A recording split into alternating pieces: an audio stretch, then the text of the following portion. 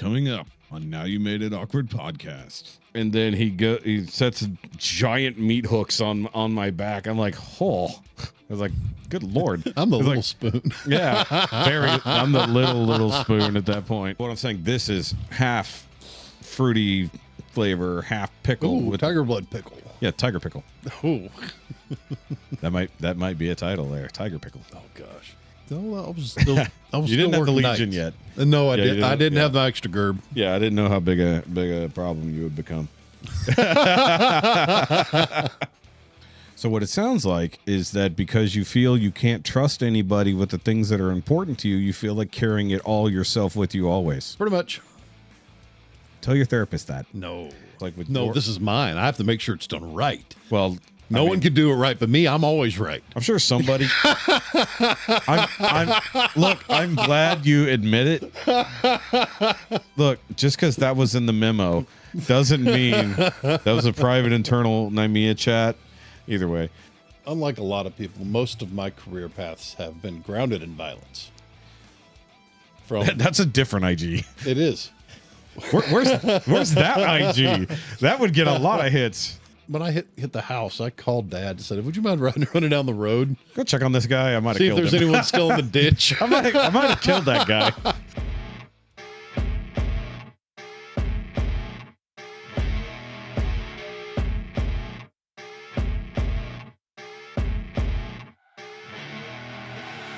I see her rolling up, Uber black Cadillac, high heel boots, and a sexy body full of tats. Sure, I sent some stuff. So we discovered something last week on the Patreon trivia. By the way, guys, I never talk about the trivia, the Patreon stuff really. We do 3 times a month, just video calls with all whoever's in the thing. But first of the month, anybody who's on any level can come in and we do trivia nights. It was a weird trivia night. So let me describe this mascot for you, and you tell me what company it's for. Okay? Okay. I mean, you know enough about some pop culture. I know things. It's a well Stuff, shit, and even things. stuff, shit, and even things. It's a well-known mascot. It's pink. It has a drum. Energizer Bunny. And it has a battery in its back.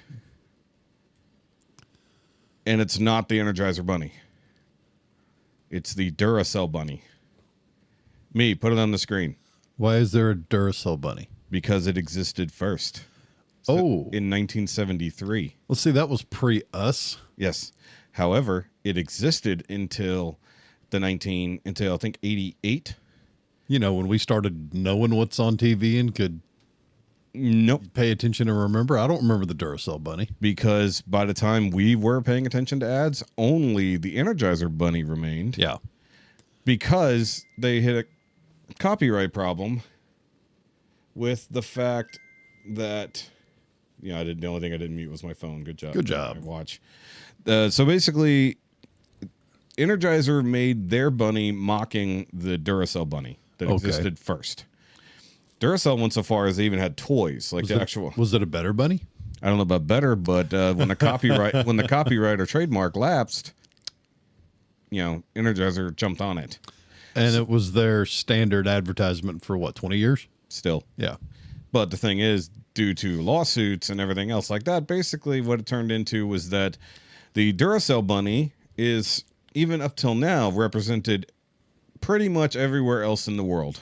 Really? Except for the U.S., where Energizer has the copyright on the pink bunny that's battery powered. Okay. And apparently that exists even to this day. We were very confused, and I thought I was literally living through a new Mandela effect. Okay. And I was like, okay, normally like There's no Mandela effect. We're all just idiots. No, Berenstein Bears was a thing. No, we're all just idiots. No, Berenstein Bears was a thing. We're in the all other hooked on universe. phonics. We can't read. No, but so the fact that it basically ceased to exist in the zeitgeist here in the U.S. makes sense as why we never saw it. For a brief moment, I think in 2017, another company basically utilized the Duracell Bunny's likeness here in the U.S. Like they were selling a product that included that. Yeah. And so they tried to sue them again, saying, hey, you're in breach of our fucking rights. And eventually the judge went with Duracell on that and said, no, this was an accident. This was another company that had nothing to do with Duracell. It just so happened that the product they were selling had the Duracell bunny on it. Okay. So totally innocent situation. But that's why we have one pink bunny that's battery powered and does shit, and the rest of the world has a different one. Because even my buddy in Germany is like, yeah, that's a thing. Have you never seen it before? I'm like, no. It was like, it's never been a thing in my lifetime, you know? But that means that it actually was a thing in our lifetime. We just never saw it. We weren't cognizant. Yeah. Yeah. It's like, I remember the Energizer Bunny forever. Yeah. Like, I'm not keen necessarily on the new updated, like, CGI version, but the... See, I watch so little TV now, I don't see any of the ads, commercials, anything. I think the most TV I ever get to watch is when I'm working my extra job and a game's on or whatever. Extra gerb. Make the gerb. Extra gerb. Because we are very close to expanding and me having to hire more people and do the whole business thing. Well, good. Hire people so that you don't have to work every night. I'm still going to work every night. No, because take a night off or two. Well, I have a feeling even though I hire people, I'm going to be working 7 nights a week, just covering people calling in. Just it's going to be a pain in the ass. Well, then there's no point in having people. But we still need to The point of having people is to have people to do the job so you don't have to do it. Nah. Yes. We got client expectations. You're supposed to make the money and sit back and buy shit you want and not deal with anything other than yelling at employees. You expect me not to work? What's wrong with you? I expect you not to work all night. Well, I work all the time. Exactly. That's just what I do. But you don't have to. We'll get into why later. Maybe. Yeah. Maybe if we ever get there. We should start the show at some point. We're just rambling at this point, talking about car problems. And then you coughing up lungs. Yes. You need those. The only medication they don't have you on is something for your lungs. Well, I've been using it's a mullein extract, and that actually it's a extract from a leaf called mullein, and it really helps clear out your lungs and everything. That sounds like snake oil. No, it works. Works on who? Me, apparently. I've been coughing like crazy. Or that's just a whole bunch of garbage in the air. I mean, we do spend a lot of time outside. Yeah. I mean, I couldn't breathe yesterday when I woke up. Well, me less so now. Yeah. My windows are up every night now. Yeah, now, but you still have to go outside, don't you? Yeah, well, Walk the rounds. of course. The dust doesn't exactly go away. Yeah. In fact, it prefers night because, much like COVID, it just comes up at 9 and just goes around everywhere as soon as everyone's in their house. That was the real Phantom Menace, was the dust we made along the way. Just combined a bunch of shit. You really did. I think I'm dumber for hearing it. Exactly. That should be a shirt. I'm tired, man. It was like, I'm telling you, that chiropractor appointment this morning. So my doctor was being shadowed. Oh, you laid there and got beat up. So Literally, like. oh, I'm so tired. Because my doctor, like, that I've had forever, she's not a very big woman. So if she has to really try to crack my back the hard way, I mean, you've gone to a good chiropractor, you know how. And this guy had to have been at least as heavy as you and me. But he was built like a fucking linebacker, had ginormous hands and a mustache for days. So shout out, I forgot his name. He leans over and goes, "Don't fight me." Kind of. I mean, like, he either is out of prison or he was a prison guard. This dude, like, he's either armed service or ex-prison. I don't know where he came from, but he's maybe just actually legit ex-football player or something. But he's a mountain of a man. And so he did my adjustment. And like I said, my mid-back was a problem. And he's like, yeah, I can see it. I was like, it's literally lumped up. Like, I had such a bad pull in my mid-back. It was lumped up higher than the other side. Like, on the left side of the spine, it was actually a lump that he could see through my shirt. I was like, well, that's pretty bad. Yeah. He's like, okay, I'll do that after I do all the rest of the stuff. And I was like, okay. He's like, don't want you to, like, be, you know, immobile after the fact. So he does everything else, loosens up my neck, which felt good. And then he sets giant meat hooks on my back. I'm like, oh. I was like, good Lord. I'm the little spoon. Yeah. I'm the little spoon at that point. And he's like, all right, deep breath in. Like you need right now. Deep breath in, exhale. I was like, he's like, and I was just like, I was like, Jesus Christ. I was like, because I've needed my doctor to properly manually adjust adjust my spine a couple times in the last month or two.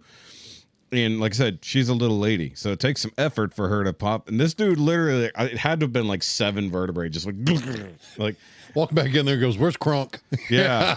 I mean, I literally I'm on the table, got my arms on there, and I just went bleh. just dropped. I was like, I'm gonna need a minute. I get like that when needed a cigarette. My after that one. chiropractor does the thing where he does the Y strap.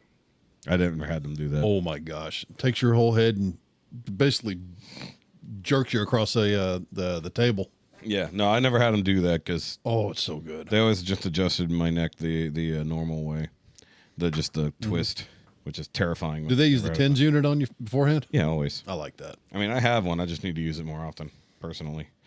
Okay, so we have a Sean message finally. I don't know if it's the message he intended on sending because he forgot to do it while he was at home. So he did it after he got back to work, which means it's going to be roadside confessional time with Sean.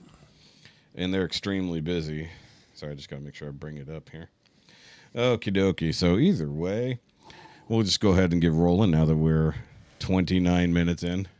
It'll be a short episode today. Well, now mind you, like 10 minutes of that was forgetting the camera was rolling, and then I went to go pee. Of course. So if you guys missed that, you should be checking. Hey, you out got to see me sitting here twiddling my fingers. Pretty much. So either way, guys, welcome back to the Now You Made It Awkward podcast, episode 147. Good Lord, somebody let us have 147 of these things. And of course, I am your host, Shoky. You can follow me at all the Shoky-related links down below, whether they're Shoky Reviews, Shoky Reviews 2, or the Doesn't Have to Make Sense live stream channel. And of course, if you just want to go ahead and subscribe here to this channel, whether on YouTube or Rumble, or if you're listening on an audio platform, hit that follow button, I suppose. You could do that. That'd be great. Actually give us a listen. Some of the numbers have been dipping lately, but I don't know if that's because vacations have begun or what. So, but I also noticed the newest episode didn't gain numbers until Saturday. Okay. So I might change when the episodes drop, because if it's 3 watches all Friday long, and then Saturday it jumps up to 30, then I might have to just change it to a Saturday morning release instead, which makes me sad, but it's okay. Yeah, it is what it is. It is what it is. But guys, of course, I already mentioned it. Patreon. So if you want to join the Patreon, you can do so at the Shoky Reviews Patreon link. It is in the description down below. And you can get the full uncut video version of this podcast. I know last week was all video because after I spent that long editing it, I was not going to deny myself that footage. So if we ever do the tri-camera setup again like we did, then I'm always going to put that up. Because unless the video is garbage, if the video is garbage, I won't. But from now on, if we do it that way, I'm going to put it out as full video. So either way, trying to think here. Oh, I already said the Patreon thing. Yes, so we're good there. Sorry, my brain, like I said, you're not braining. I had a very large man crack my back, and now I'm very tired. So either way, next is I'm here. I know you're here. I was pushing the button. I was going to do the setup. There's that guy over there. We have a Hefe. Yep. I can be followed at Grounded and Grumpy on the Instagram. Yes. That I never use. No. You could. Probably should. Probably should. That goes for a lot of things. Talk about making content, and then you just don't. I never think about it. Should. Especially considering you've been doing a lot of projects with your van. I have been, but I get into it, and it doesn't even cross my mind. It's starting to irritate me. All it takes is a little, and then you're good. Just take a picture. Yeah, a little bit. Yeah, a little picture there. Yeah, it's following on the Grounded in the Grumpies over there. And we don't have a Chato, but he would be right there where the screen is blank. So, of course, you can follow him at C4 Graphics, but please stop giving him business on Mondays. That's why he's not here. Chato's not here. Busy's good. Well, I mean, he's actually not here because of other reasons, but which don't have anything to do with last week's episode's things. It's just happened to be a really crazy having to run around a lot day. So it is what it is. He really did want to be here, so it is unfortunate. I did tell him, it's like, hey, if you want to just send in a message, on the Facebooks, you can do so, much like our friend Sean did. But of course, they can follow us. Where can they follow us? They can follow us on our Facebook page. Mm-hmm. Can. Now You Made It Awkward podcast. Yep. They can also email us at Gmail. Mm-hmm. Now You Made It Awkward mail at gmail.com. Now who's not braining? You can also follow us on Naimia_pod on the Instagrams. Yes. Or you can just search for Now You Made It Awkward podcast. It'll come up either way. Yes. Because one of it's the tag, one of it's the screen name. Stupid things, the way the internet works. But I did put up some promos for today's stuff along with other things on the IG. So I'm trying to stay active enough on it because what we're going to be discussing today is, well, we didn't really talk about it, but June is in fact Men's Mental Health Awareness Month. Mm-hmm. And it gets usually ironically overshadowed by Pride Month, but since we discussed last week, Pride Month is basically non-existent, at least in the corporate sense, this year. But also considering it's also Veterans Month, maybe not officially, but a lot of people have basically dubbed it Veterans Month. The two kind of go hand in hand. Yeah. Not discounting anything women go through as veterans. But there is obviously significantly more men and have been in combat roles and stuff like that. And so basically we'll be talking about a lot of mental health stuff and things like that as we go. Sean did send in a message. I'm going to pre-listen to it just to see what it is before I roll it because I don't know if he got a chance to actually play along or if he just sent a question. So I'm going to check that out real quick. Question for the pod. We'll just make this one simple. I'll chime in next week with something else better to say. So, what was you guys' favorite popsicle as a kid? It could be fucking anything. Anything you get off the ice cream truck with the pedophile that runs around playing the stupid ass song with the hard ass, rock ass, gumball eyes that break your motherfucking baby teeth off. Or did you like the Jello pudding pops? The motherfuckers pretty good too. Hashtag bring them back. We don't care. Just what's your favorite popsicle? It's hot as fuck. So, not mental health awareness, but we'll just go ahead and go with this nice lighthearted topic before we get into the deep topic. There you go. I mean, I was down for the old school, just plastic ones that cut the sides of your mouth. Yeah.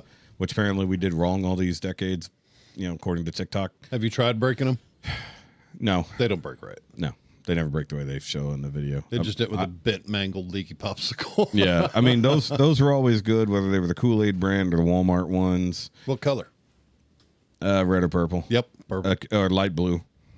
Yeah, that was good too. Light blue. Yeah, because we don't know the colors. It's like Gatorade. Gatorade doesn't have flavors. It's basically frozen Gatorade. And but he's not wrong about like pudding pops or fudge pops or whatever. Those were good. There was the chocolate and banana ones. Yes, those were nice. Can I include snow cones into that? Yeah. It's frozen, yeah. Yeah. Tiger Blood. My hands down favorite. Tiger Blood with the cream or the milk on it. And nowadays a little bit of rum. That's just a cocktail. Yeah. That's not that's just as shaved. Children in New Mexico. New Mexico. We had the snow cone truck would run up and down the road and my sister and I would always get the pickle snow cone. Oh yeah, I've heard of this. Regular snow cone, whole bunch of pickle juice thrown on it, and a whole entire pickle, big one shoved into the top of the cone. And that was one of our favorites. So it's just a frozen pickle. It was good. Did it tickle your pickle? I don't know. It kept us hydrated and electrolytes as kids running around the desert. Yeah. I mean, I knew basically, we talked about Kool-Aid pickles the other week, but basically snow cone version of that I've seen before where it's basically like you said. So it's half flavor. No flavor, just pickle juice. No, but what I'm saying, this is half fruity flavor, half pickle. Ooh, Tiger Blood pickle. Yeah, Tiger Pickle. Ooh. that might be a title there, Tiger Pickle. Oh, gosh. New breed, like weed. We're going to breed new pickles. We're going to crossbreed it with watermelon. And strawberry and coconut. No, just the watermelon. No, that's a Tiger Blood. I know, but I want a big stripy pickle. Oh. I'm making a tiger pickle here. There you go. I'm not going to say what a nickname for a watermelon is. I've said it on the show before, but I had to bleep it. Yeah, I'm sure. It's hilarious. And I'm not going to guess because it'll probably be horribly inappropriate. That's literally what it is. Yeah. It is literally what it is. It's a horrible racial stereotype, but it's funny. Either way. So, yeah, pudding pop and all that. So, guys, let us know in the comments section if you had a favorite pickle. Favorite pickle, yeah. A favorite pickle snow cone. I do remember getting some snow cones where the ice wasn't exactly ground up right, and it solidified instead of being. See, there's a difference between ground up ice and shaved ice. Yeah, I think that was the problem. Because I remember at a church bazaar back in the day, we ran the snow cone booth. We volunteered to do the snow cone booth. So I had to learn to make those things. So I literally put the big ass hunks of ice into the machine and was shaving it down. Yep. And then, of course, making my own. But then I also started selling. We had a few like Dr. Peppers and stuff back there just for us. And I started, just Selling ice Dr. Peppers? Yeah. Yeah. Ice, Dr. Pepper ice cones. There you go. Yeah, that was off the books. There were no books. There were no books. There were no books. This is a church bazaar. You sold whatever you could to raise money, damn it. But either way, yeah, that was a completely off the wall question there, Shawno. That's weird. About what we expect, yeah. Yeah, well, like I said, he was supposed to send in a much longer message along the way, but he did not get a chance to because apparently work happened. Things happened, yeah. He's had a lot of stupidity happening up there. More? Yeah, I would love to be able to. I've been talking to him about recording his rants because, of course, he talks to me all day long, especially while I'm at work. And some of the rants he's been going on about his boss and the stupidity of him trying to install his own AC unit at home with no qualifications, just following a YouTube video instruction and trying to do the updated R32 setup instead of the old. Yeah. Yeah. That stuff's incredibly dangerous. At pressure, if you do it wrong, it's explosive. Yeah. Not just because, pressure, but because it becomes, ignitable. It go boom real good. Well, that's why there's the HVAC guys and all the training they go through. Yeah, but you see, he wanted to be cheap. And you know what happens when you try to do things on the cheap? He bought a secondhand system to begin with. Sneeze, sneeze, sneeze, sneeze into the doggy bag. You should have sneezed into the doggy bag. Oh, it would have blown up. Yeah, on camera, that would have been funny. Like, filled it up with shit. It's fine. Like, this one's already got shit in it. Like the diapers from Walmart. Right. Yep. Was that a Rodney Carrington joke? I think so. You can. He said, "See, you return anything to Walmart." Yeah, that's right. It was Rodney Carrington. Well, the problem is I started listening to Rodney Carrington after years of watching Jeff Foxworthy, so sometimes those jokes blend together. But if there's cussing, then I know it's Rodney. That was the good old days. Good old days of country comedy.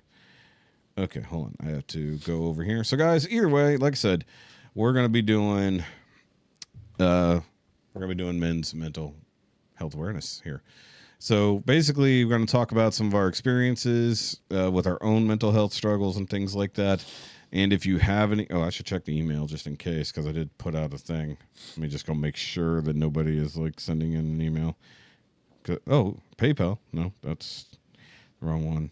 That's a charity email that I still have. Okay. Nothing. Good. All right.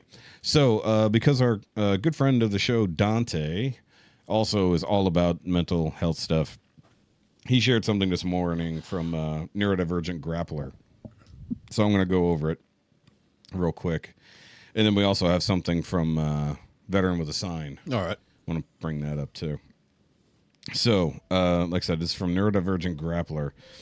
And it's a few slides here. It says, being a man shouldn't mean suffering in silence. A closer look at men's mental health. The alarming stats. Men are suffering and often in silence. Suicide is one of the leading causes of death for men, especially between the ages of 18 to 44. Hey, I'm right in the middle of that. All right. In the U.S., 79% of suicides are men, CDC stats of 2023. In 2023, 79% of suicides were men. Men are less likely to seek therapy, share openly, or ask for support. Depression in men often shows up as anger, substance abuse, or burnout and goes unrecognized. Hey, that all sounds very familiar. A little bit. We aren't addressing the symptoms or the root cause. The man box trap. Society has taught boys to become men who don't cry, don't ask for help, provide but never need, stay strong even if it's killing them. This is called the man box. A rigid set of rules defining real masculinity, by the way, quote unquote, on all these things. Source, Promundo's Man Box Study 2017. Men who conform to these ideals are more likely to experience depression, suicidal ideation, violence, and isolation. Modern masculinity versus the internet. The internet has become a breeding ground for harmful messages about what it means to be a man. Hustle culture says, sleep when you're dead. Red pill influencers say, don't trust women, dominate them. Toxic advice says, if you're vulnerable, you're weak. This isn't just edgy content, it's warping how men see themselves. And that's from The Atlantic, The Rise of the Lone Wolf. Research APA Guidelines for Boys and Men, 2018. I like that they cite their sources. Yes. They don't just throw out random quotes. They're actually citing sources. The loneliness epidemic. Today's men report fewer close friendships than ever before. Nearly 1 in 5 men say they have no close friends at all. Most rely on romantic partners for emotional support if they have one. That's a big if, especially now with young men. Many male friendships lack emotional intimacy and vulnerability. This isolation increases the risk for depression, addiction, and self-harm. And that's from the Survey Center of American Life, 2021. Wow, that's... Damn, 2021, 1 in 5 men had no friends. That's crazy. But it makes sense. All right. An identity in crisis. As gender roles evolve, many men are left wondering, if I'm not the provider, what am I? What's my place in a world that criticizes masculinity? Am I allowed to just be? This confusion can breed resentment, withdrawal, or defensiveness, but the truth is, being male isn't the problem. Patriarchy is. Okay, that kind of makes sense. All right, what men actually need. Men deserve real tools for healing, connection, and support. That includes mental health resources that understand how men express pain, male friendships that include depth, softness, and honesty, permission to rest, express, and show emotion without ridicule, communities that value men for who they are, not what they produce. And healing doesn't make you less of a man, it makes you human. I should have said human. Just enunciating further. All right. To the men reading this. Oh, it's to us. If you're struggling, I see you. If you've been told to suck it up, I hear you. If you feel alone, you're not. You are not broken. You are not weak. You are worthy of support, softness, and to thrive. DM, talk to a friend, or speak with a therapist. There are spaces that want to keep you alive and whole. And then has a whole bunch of mental health resources at the end, which I'll share in the comment section or description down below, including the Suicide and Crisis Lifeline, Crisis Text Line, the Trevor Project, which is mostly for the LGBTQ people. Heads Up Guys, never heard of that one. Therapy for Black Men, interesting. And then Man Therapy. That just sounds funny. But good name for a bar. Yeah, yeah, right. But I guess technically no, because that goes into that addiction thing we were talking about. What addiction? Yes, exactly. The addiction that keeps us from thinking about the things that are wrong with us. Something's got to stop the dogs from barking in your head, you know? You live with 5 of them. And they're all quiet. They're good. For the most part, yeah. All right, so I did want to share this as well from Veteran with a Sign, good old Zach, if you guys follow him. He's all about trying to... He had like something like 24 of his friends in like the course of a couple of years killed themselves. Oh, wow. All vets. So I'll share the images here on the screen. So 600,000 men a year. 50,000 a month. 12,500 a week. 1,800 a day. 75 an hour. Over 1 a minute. Stay. You're worth fighting for. So, and that says June is Men's Mental Health Month. I've been through hell and back, not all of it on the battlefield. Talking saved my life. If you're struggling, speak up. You're not alone. Love you. Mean it. So, very good. Because that's a shocking statistic. You know, 600,000 men a year dealing with shit, possibly killing themselves or trying to at bare minimum. And it's not as glamorous, doesn't make the headlines the same way the LGBT community has, you know, like if you don't trans the kids, they'll commit suicide. That is bad, but also you have an actual stat of real human people who are here every day who don't get the headline. Mm-hmm. They get pushed to the side. They get ignored. Just like the thing was talking about. You know, we carry all the stress of life and feel like we have nowhere to put it. You know, it's like, feel like you're always having to hold something up. You can't set it down because God forbid if you do, who the fuck's going to pick it up in your stead, you know? So eventually that kind of shit, just whatever it might be, whether that's work stress, whether that's personal stress, or whatever might be eating at you today. You know, I deal with a lot of bullshit at work that stresses me out. I deal with money issues kind of often, but some of those are my fault. Some of them are not. And just as it goes, it's just like, okay, but if I don't take care of this, if I don't have my hands on it, then it's not going to be dealt with. And then when I fall short, where do I go? Right. Who do I fall back on? You know? And just speaking personally here, like it was saying, is like not having friends, especially male friends that I can talk to. That was a big thing that I dealt with.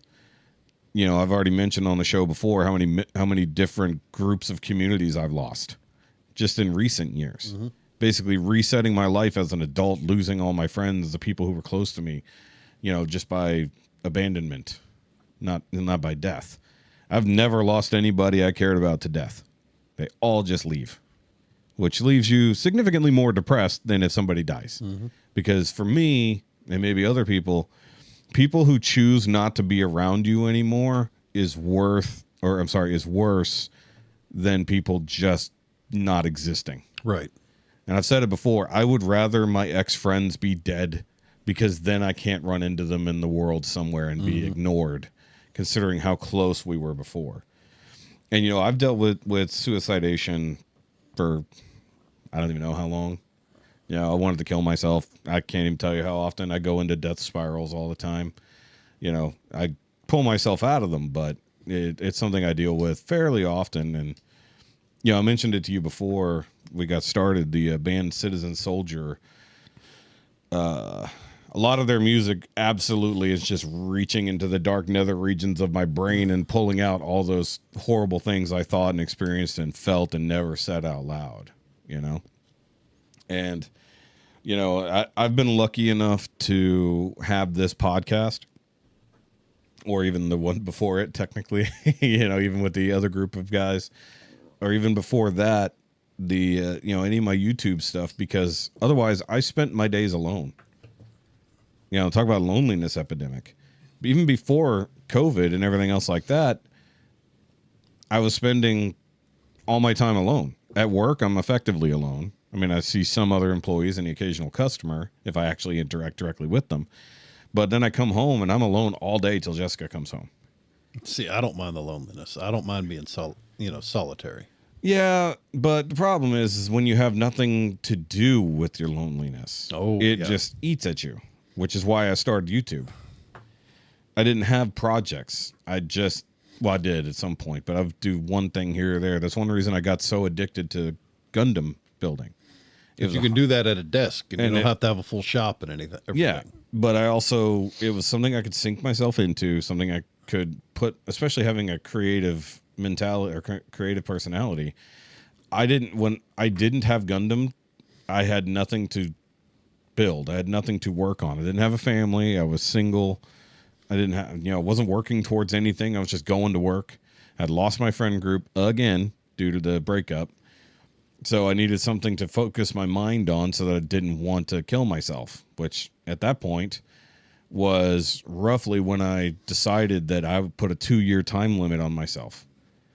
I don't know if I've mentioned it here on the show or not. I know I mentioned it on the live streams.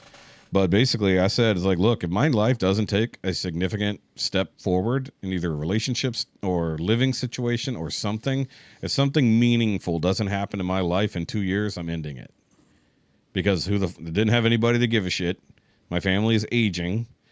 Half my family, no, even better than that. About 90% of my family doesn't talk to me in any meaningful way outside of holidays. I've got one cousin who bothers to keep up with us at all, and that's because they live around the corner. And because you've met my cousin Charlie before. Mm-hmm. but other than that, See it's that just fellow like, that jumped in with us at the Bartlett's? no, that was other different Charlie. Yeah, not cousin Charlie. Other Charlie. That's church Charlie. So shout out to Charlie, by the way. Both of them. Hope he's doing good. Now here's the thing. Charlie, the fact that him, not my cousin, that Charlie, I wish he was here today. I'm sure he's working. Because holy crap, what that guy has gone through. Like, his daughter fucking died young and then lost his wife for different reasons. Everything basically fell apart in his life, and he just keeps going, even though he went through some insanely dark times. And if I hadn't met Jessica, I wouldn't be here on this show, because that was the only thing that changed in my life. There was no anything I actively could do at that point. I tried having relationships; they failed. I was even in I was the other man for a few months, for a married woman. Mm-hmm. Which I don't know why I ever deluded myself into thinking that was. It was just me trying to sink myself into something, have something that mattered. And because I had nothing, all I had was building model kits. I was living back with my parents, still fucking sunk in debt, and my entire friend group and community for doing shit disappeared, with the exception of like 4 friends that I didn't see that often. And that was all around beer and alcohol. So then I also lost one of my only outlets of drinking, which I was never an alcoholic. I just drink because I want to drink the thing. I don't like being drunk. I don't like being out of control. I don't like being high. I don't like any of that. I drink to enjoy what I'm drinking, and I don't like the rest of it, because also that opens up dark doors. Mm-hmm. So yeah, it does. But basically, the other thing that has sort of worked for me, at least in recent years, one, finding new friend group, whether that's you guys or the other people that I've managed to find through the internet. And then going back to church, building a new community there. I've never 100% relied on God for anything. It's like I believe, I do my best, and I fall short almost every time, but I continue to move forward, because if I was meant to be dead, I wouldn't be here. So if something is out there, whatever it might be, I haven't found it yet. There's a reason I'm still going, and that's the reason I have yet to end it, because I still think about it. Mm-hmm. I don't think there'll ever be a point in my life where it doesn't come back up in the back of my brain. It'd be like, yeah, this week's kind of rough. I could just jump off the balcony. It's like, hey, what if I just went off the bridge? Yeah, those intrusive thoughts start coming more and more. Yeah, they do. And then I just try to move on or reach out. Like the thing mentioned, having someone you can talk to, especially when you have issues. Like I know I can go to James or Andre if I need something, or if I need some form of little quick counseling. And by the way, shout out to Andre, because we have men's group again tonight, even though we're supposed to be done with it. It's like, I think he just went like, even though we're supposed to do this, we should probably keep going, even though we're supposed to take a pause for the summer. Because I think some of the guys, including myself, probably really do rely on that safe environment to have not just biblical discussions, but be able to vent and talk with other men who are there for the same reason. So that's definitely had an effect on my life, because before we started going to this church, which was 100% on Jessica, she's the one who wanted to do it. She's the one who pushed me to go to men's group. If we didn't have that, I don't know where we'd be. Like, because we got so much support when things were going wrong, just from almost entirely strangers. Barely knew them when Jessica had her accident. And that was the most stressful time in my adult life recently. Because I was when she called me and told me she had been in that accident, it was right on top of so much other shit going wrong. And I broke down. I punched the wall. I held back, but I punched the wall, because I didn't feel like paying a deposit on that shit, and I didn't know anybody who could do drywall quickly. And like I gave up at that point. I was like ready to just let everything go and just say, fuck it, I can't deal with this. And then, luckily we had really good people in the church men's group, mm-hmm. Whether that's Zach or Charlie, who helped get Jessica to work a few days. Shout out to those guys. Once again, Charlie was on the show. Zach has not been, but I'm sure he would. Oh, that was when we first started doing this, and she had the broken. Yeah, pretty much. That's whenever you kind of came back in the picture. Yeah, realistically, when I ran into you at Copperhead.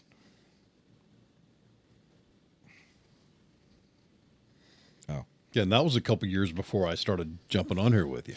Yeah, yeah. Well, we ran into each other after however long, probably 3 years ago, 4 years ago. Yeah, so we ran into each other at Copperhead the first time. And then that's when I got to know you guys. We talked about Gundam or Gunpla. And then I talked to Amy about coming on as a designer because I'd literally just lost mine, who was basically my best friend at the time. Then nothing happened. And then, well, that's because I ended up figuring it out on my own. Yeah. Because I don't like, the thing fucking said it, don't like reaching out for help.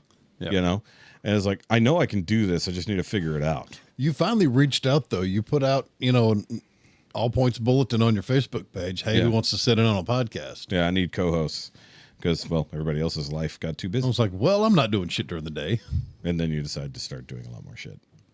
No, I was still. You didn't have the Legion yet. No, I didn't. I didn't have the extra gerb. Yeah, I didn't know how big a problem you would become. But it is definitely having this level of friendship with people again. Not over the internet has been a big changing force in my life and my mental stability. I have bad days, but I have less of them. And if I ever need to bring myself back around, I can watch one of our silly podcasts where we're laughing at each other or just talking shit, whatever. And that helps ground me a little bit.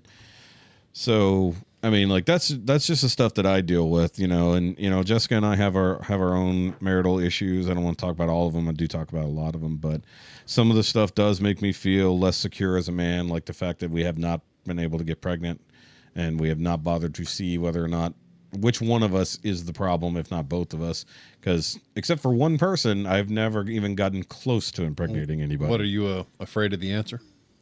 Yes and no. Do you think that might cause a division? Well, the division already exists because. But do you think that might be the tipping point? I don't know if it's a tipping point because I think that she would be relieved if it wasn't her. Yeah. But if it was? Well, the thing is, we already know she has lots of problems with reproductive problems. So it would be obvious that it would be her. But if it's actually mostly me, then I don't think she would feel nearly as bad as if it was her. Now, for me, I would feel like I let her down. Right. Even though it's probably nothing I can control, because I do wear fairly loose boxers. I don't have that issue. But it's just, I don't know if like I said, with the exception of my one high school girlfriend, I've never gotten close to impregnating anybody.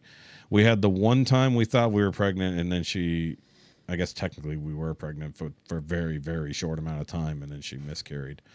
So, once again, we don't know. But we've been trying, quote unquote, for nearly 10 years. So, next month is 10 years for us. Oh, wow. Yeah. On the... Well, brother, don't rule out adoption. We're not. I'm a fan. I know you are. And according to my mom and dad, it's one of the best decisions they've ever made. Yeah, yeah. I mean, there's nothing wrong with it. I mean, there's lots of studies that there's whatever. But we're also thinking about... You could end up with someone just like me. Yeah, I don't want that. But I also, not just getting into it, but it's just it's a weird way to go about it. I mean, surrogacy is one thing, and I think we're far more okay with the surrogacy idea if we're both fertile, that we could actually use our stuff, that Jessica just can't make a baby, but everything else works. I'm kind of okay with that. I do know that there's some issues with that, but there's issues with all of it. I mean, if you're adopting a child who came from a troubled home and they were in a bad place, I feel like that's different. If somebody who just gave up their baby, point blank, I don't know how I feel about that. I know it works for some people like you. It's like puppies. Get them young. Yeah, I guess so. You can train them right. I guess it's just personally, on a personal level. And I've told Jessica this, is I don't think I would be good with a baby. Yeah. I'm good with kids. You're never good with babies. Babies are creepy. They're dirty. They stink. They smell. I know, and I don't want that. And apparently 1, 2, 3, not it doesn't Yeah. get you out of changing a diaper. I already told her that I'll join the military when I find out she's pregnant, and I'll be back in 4 years. They won't have you. I'll be back in 4 years. I don't know. They might need people after what's been going on. Meal Team 6. Yep. Look, I'm still smart. I'm still smart, and I know things. It's like it's different. I can't run through a field, but I can shoot good from a distance, and I can I can shoot missiles. You can be fat and shoot missiles. You can be fat and shoot missiles. Yeah. I could definitely be I could go join. Well, Habitual Line Crosser's out now. He finally got out. So either way, but yeah, that's the kind of shit that I deal with, and I mean, like, and we could talk about coping mechanisms. I'm going to let you go here in a minute, but we're sitting amongst my coping mechanism. Yeah. Yeah. So I've called it before, even the old Shoky cave, which was nothing but Gundam on one side. It's never not uncomfortable. Yeah. So, well, this room was much smaller than my old one. The other one was a lot bigger room. So I called it a monument to my loneliness because it's basically what it is. It really is. Yeah. I mean, collecting is like that because I don't have the community around collecting anymore. It exists, but I don't partake. Because I already said before, it's like I'm kind of nearing the end of my collecting days because I kind of have a lot of things I want. And even to the point that I have stuff, like I said last week, behind that door that I've completely fucking forgotten about. You're still buying just out of habit. No, I'm not. No, that's stuff I bought months ago. Yeah. Some of that stuff I bought years ago. There's 2 things in the pile right there that have literally not been opened, and I've had them for almost 2 years. Well, that's what I'm getting at. Is like the point is that like I prioritize certain things and you hyperfixate. No, not really. Sure. No, I Look around, fucker. I buy what I like, and then because I don't buy everything, I buy the things I like, and I like that if it goes into a set, then it makes sense to buy the thing. Because I could have bought 30 more Transformers to go with the stuff I already have over here, and I haven't. They're there. They've come out. I was excited when I saw them coming, and then I didn't buy them because I was just like. The joy I was getting out of it was more about the reviewing end of it, talking about it. And when I had friends centered around that, it made sense. Mm-hmm. Now I don't really have that. Now I'm just collecting the stuff that I really just want and that I want to look at. It's like even the Power Rangers I got over here, I like them. They're cool looking, especially when they're lit up with color-coordinated lights by accident. No, they're not. Not to you. But here's the fucked up part. I have the Pink Ranger sitting right there. I've never even taken her out of the box. She's the only one missing out of that whole set. She's sitting right there. Then you don't want to complete the set. No, I just haven't bothered because I haven't gone into my review closet to do that. So if I'm opening the box, I'm gonna. So part of collecting was reviewing because I always review the things that I get. I stopped reviewing because I got busy doing this because I wanted to do this, and I said when I quote unquote quit reviewing publicly that part of it is like I don't have the need to want to sit in a closet alone and talk about my toys to no one.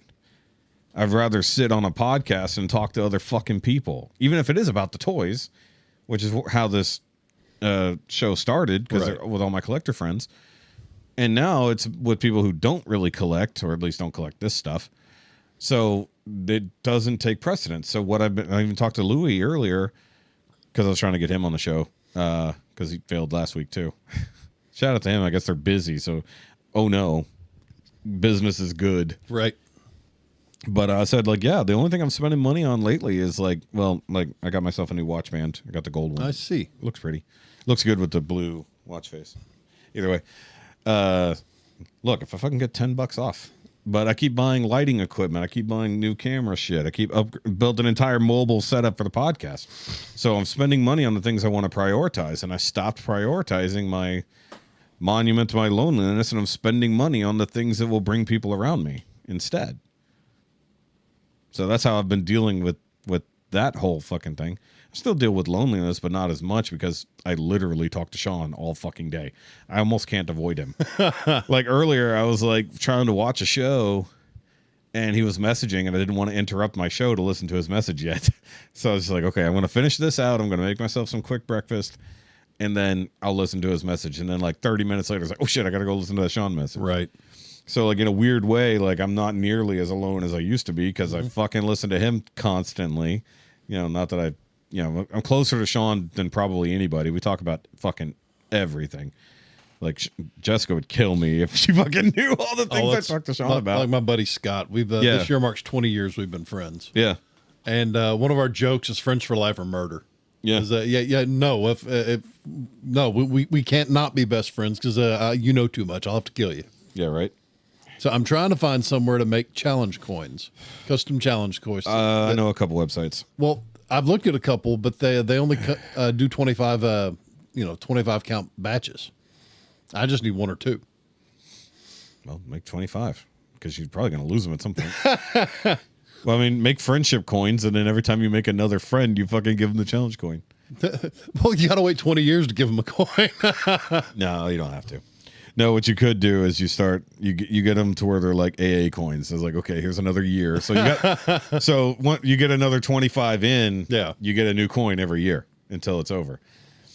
God, Scotty and I are going to end up like grumpy old men. You already are. Exactly. You're literally fucking grumpy. As a name. Well, he's bi-Polish, so bipolar. Yeah, he's Polish. So he and I should get along. Oh, he was freaking out one day, and I said, "Dude, you're fucking bi-Polish." He likes pierogies and sausage. He does. I made him a so do I. I made him a pierogi breakfast sandwich, and he about lost his shit. It was delicious. Hello. As I sit here, Ukrainian. Yeah. And you ignore my fatness. No, we don't ignore it. It's obvious. We don't mention it because we're nice. I need you to enable my Ukrainian side here. I need to meet Scott because he's Polish. I'm Ukrainian. We have so much in common. We have so much in comrade. Actually, that's a good. That might also be a shirt. By the way, guys, before we go on to Jefe's now talking about everything, I did want to mention that we do have new merch out. We have the 0 day. The 0 day merch. So go check that out. It's in the merch link in the description down below, or I shared it in the community tab or on the Facebook page. We have the 0 days. Oh, God. Just fucking leave me hanging over here. The only thing it's missing is a cabbage roll. Right. Not that I would eat it, but, that's what's missing. I'll just put that on the side. You'll be all right. Maybe someday I'll eat a cabbage roll and be a good Ukrainian one day. Yeah. Who knows? All right, so I've ranted for quite some time. It's your turn. You have ranted. You talk now about your brain damage. My brain damage. You talk about your emotional struggles now, please. Thank you. See, I don't like talking about them. Well, that's the point of the show. Well, I never reach out. I never ask for help. I've dealt with a lot of alcoholism resulting from a deployment, PTSD, etc. And I never once reached out. I coped. I drank to shut my brain down. I drank to feel nothing. Yep. I wanted to be numb because I wasn't happy with where I was living, what I was doing. I hated my job. I hated everything around me. Where were you living and what was your job? I was working in the jail. Okay. After I got back from my deployment, went back to the jail, and I worked there for 8 years. Was this when you guys were still in cut and shoot or somewhere else? Okay. I became very dissatisfied with what I was doing, had no interest in becoming a peace officer, and literally got sick, ill every time I geared up to go to work. Yeah. The last 3 years weren't bad. I was at a satellite jail. It was just me running everything, doing everything, and I was cool with that. Well, yeah, of course. That's where my love of solitude started to really present itself. But then wasn't happy at home. Just wasn't happy in general, so I'd cope. I'd need to shut my brain down, so I'd drink myself stupid every night, go to sleep. And that pattern continued for years until I essentially had to come to Jesus. I've spoken about my second chance. And I was determined at that point to never let that second chance go to waste. I was not going to blow it. So it was out of sheer loathing of what I saw in the mirror every day that I started changing what I was doing, starting to get my stuff right. I honestly believe my biggest turning point was in 2018. Okay. I got that van. I told my wife I've been looking for a truck dog, and old Buck was getting older. He was getting cancer. And my Bella, she didn't like going a lot of places. So I get a phone call days after I get that van. Hey, there's people selling Amstaff pups.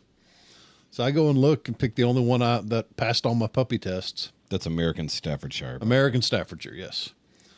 But they, I got Bandit. Paid $45 for him.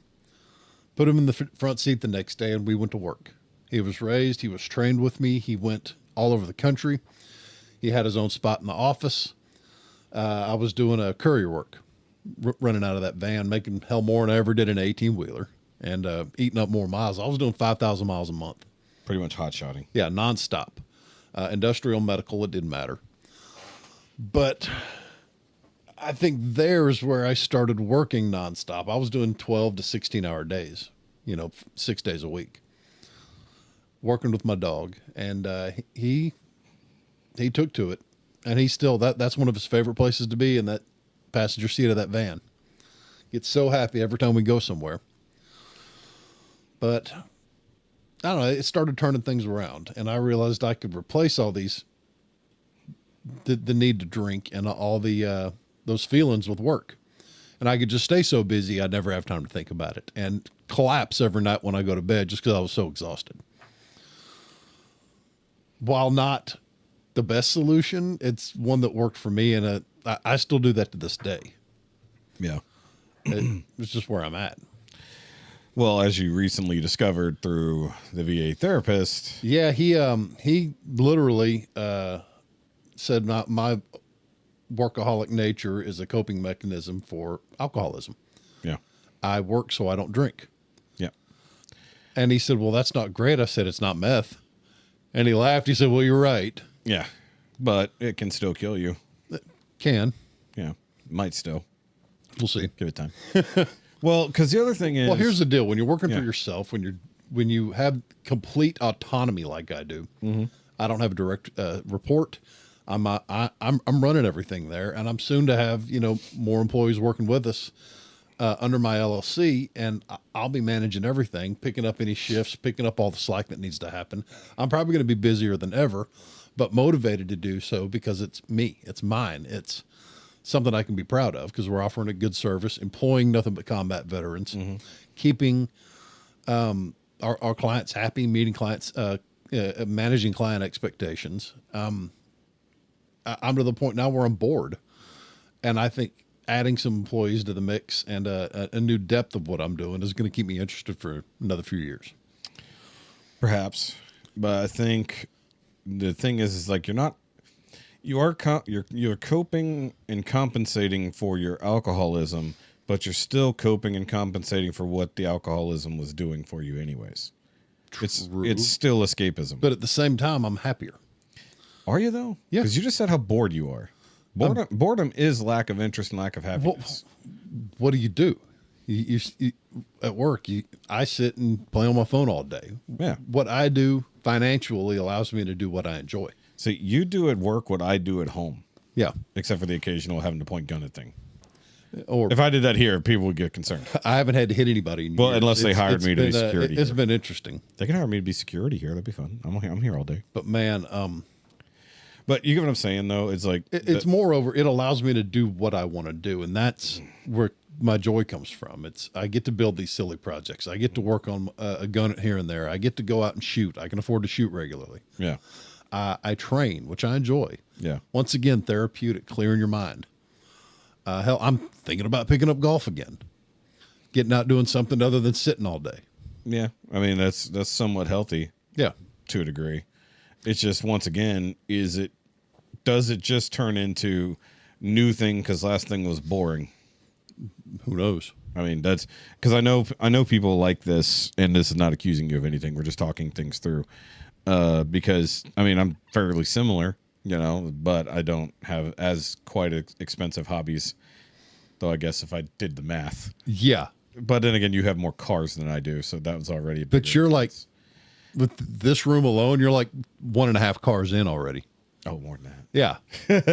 You would have spent this money on your car. It would have been a show car. Because I've already sold a bunch of shit. Well, that's the other thing is Jessica and I have yelled about this room and everything else like that. It's like, well, you get to spend your money on the things you want to, and I never get to. She's yelled about Jefe. Yeah, she's not really mad about Jefe. She actually was worried about Jefe when he disappeared. But no, it's just that I move from connection to connection, but that's not because I'm bored of where I'm at. It's because that connection is lost. So some people run from things and some people run to things. Mm-hmm. I think you're the run from type and I'm the run to type, because I'll latch on way too fast to the point that I've had to literally like have conversations with myself about trusting people too soon. Mm-hmm. Like even like, because even you and Chad are like offering to like take care of stuff a little bit for the podcast, but in the same way, just like with this is mine. I have to make sure it's done right. Well, no one can do it right, but me, I'm always right. I'm sure somebody. I'm glad you admit it. Look, just because that was in the memo doesn't mean that was a private internal Nimea chat. Either way, no, it's just that I have done it all myself, except when I farmed out my visual needs to Thomas. Mm-hmm. And so the one person I trusted to help me with my shit and worked side by side with me creating things stabbed me in the back. So I've got longing trust issues there with having anyone help me with my creative endeavors. Yeah. Now, it's one thing for me to ask an opinion. Like I reached out to Chad yesterday when I was creating the new merch because I had it as 5 lines or 4 lines, like just aesthetically, which one looked better. Yeah, and that's his wheelhouse. Yeah, that's why I reached out to him. And eventually I'm going to have a thumbnail collage at the end of the year. There you go. Up till whatever that number is.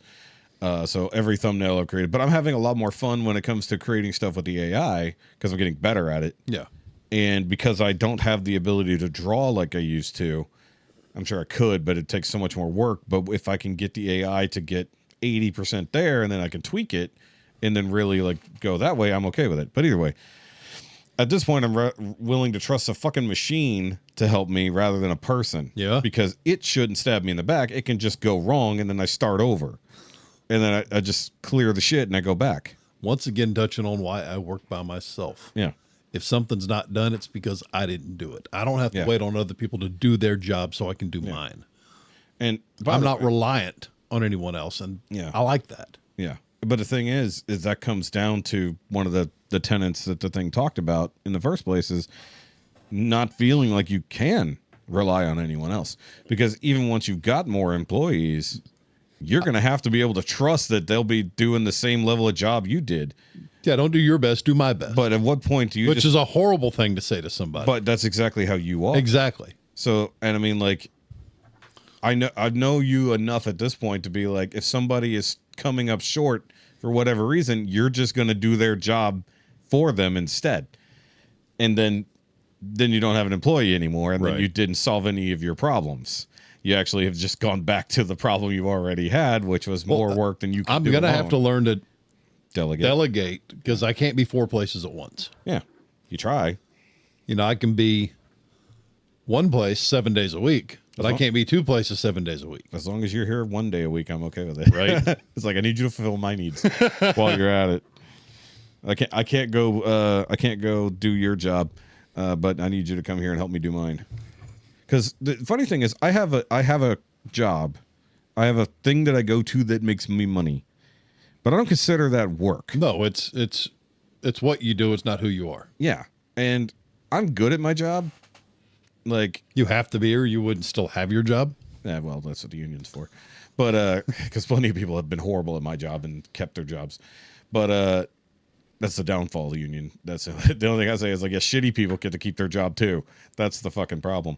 But either way, the way I look at it is I have a thing that pays me money to go do it, and then I have the thing I want to sink my actual effort into. Right. Now, I'm good at my job.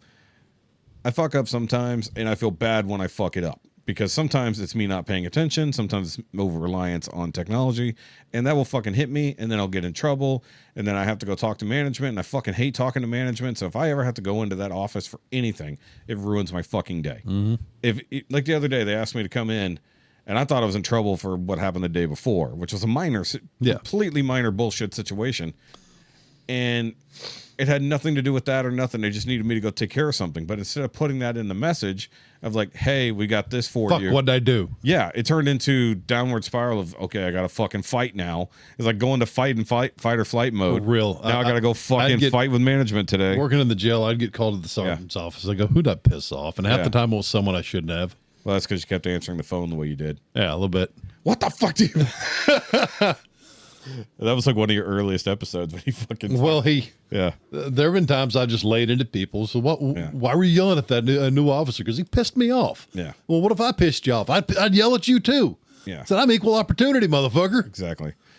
So now that going back to you now, again. No. Because you love talking about you so much. No, I don't. Yes. So now that you are in some form of therapy, what changes are you seeing amongst yourself, if any? Only thing therapy was for to get some medication squared away. Okay. And that's all he's focused on. Okay. But I have been more task oriented. I've been less flighty. I don't bounce from thing to thing now. Mentally you do. But as far as task skill projects, I focus on one thing. I'm hammering at it, and I'm completing things. I'm actually moving through projects now. That part's good. Yeah. That's the only thing I was really wanting it for, because I stalled so bad. Yeah. And would just be stagnant. It was just really pissing me off. So was that part of because we talk about other things as well, we just don't mention it all here, but like, was that more a symptom of the unhappiness or the vice versa?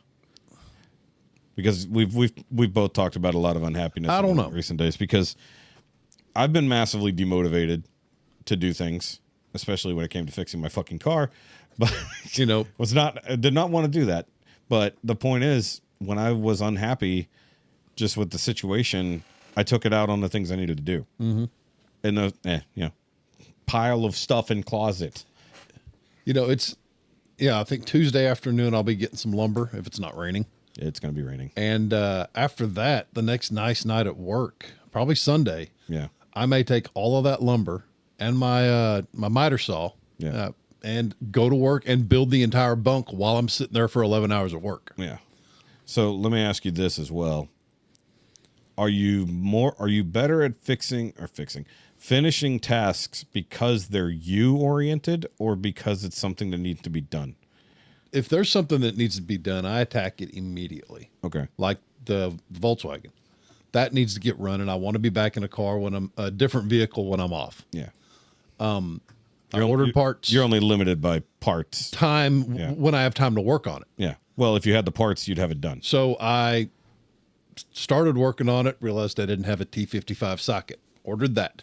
Oh, you could have asked. Oh, yeah. Now I have a whole set. I was going to say I think I had. But anyway, so then I had to learn how to remove the airbag, which was a pain in the ass. Disconnect the battery first. Did. Yeah. Because it was drained all the way down because the key was stuck in the on position. It drained the entire. So I'm going to have to put an analog battery charger on the battery first for an hour. Yeah. And then hook up my digital so I can have some sense of polarity on it. Or you can charge the battery externally first. Yeah. Gotta have I'm going to pull it out. Yeah. I'm surprised you didn't burn up your fuel pump or flood the motor. No, it was. Well, it's a diesel. It shouldn't. Yeah, you're fine. Yeah. Even the fuel pump shuts off after a minute. But anyway, weird. Then I figured out how to get the steering wheel off, marked everything so it goes right, pulled everything apart, and lo and behold, it's more broke than I thought. Yeah, extra broke. When you sent that picture, I'm like, hey, that's not good. So I called my boy up and said, hey, remember that thing you've been telling me about? Yeah, let's do it. Yeah. So that'll be fixed Wednesday. Let's make a bigger project. Now I got to order a new column shroud, upper and lower, because the previous owner got mad at it, I guess, and there were a bunch of screws with ripped out anchors. Makes sense. Yeah. Well, yeah, you buy a Volkswagen. Yeah, so junkyard time. Yeah, if you buy a Volkswagen, you might as well buy a Volkswagen factory. Either way, but no, it's just the whole point is like when it comes down to the mental thing, and like when you run out of the mental juice to want to do things. Exactly. And that's whether or not you're physically tired, because I gotta admit some of my own faults here, that we're not as bedroom active as we could be, because a lot of times I'm just fucked up, whether I'm physically exhausted or like after bowling, like I was wrecked after bowling on Tuesday. We didn't even get to talk about that. We all went bowling with my church group, and like I was hurting. And she's like, "Hey, you want some?" And I'm like, "I mean, are you gonna do all the work? Because I can barely function right now." And no would be the answer. But even though I was really tired, what day is it? Saturday. Saturday was a bit rough. And by the time I got off work, I was just done with that heat. The heat and humidity has been killing me. What, do you feel bad because you don't do anything, or? I feel bad because I don't feel like I'm satisfying my wife the way I should, because physically I'm drawn down. Now, that's either because I am just massively overweight and out of shape, or because I have an actual injury. Because that has happened quite a lot, especially when my back was super messed up earlier this year and last year.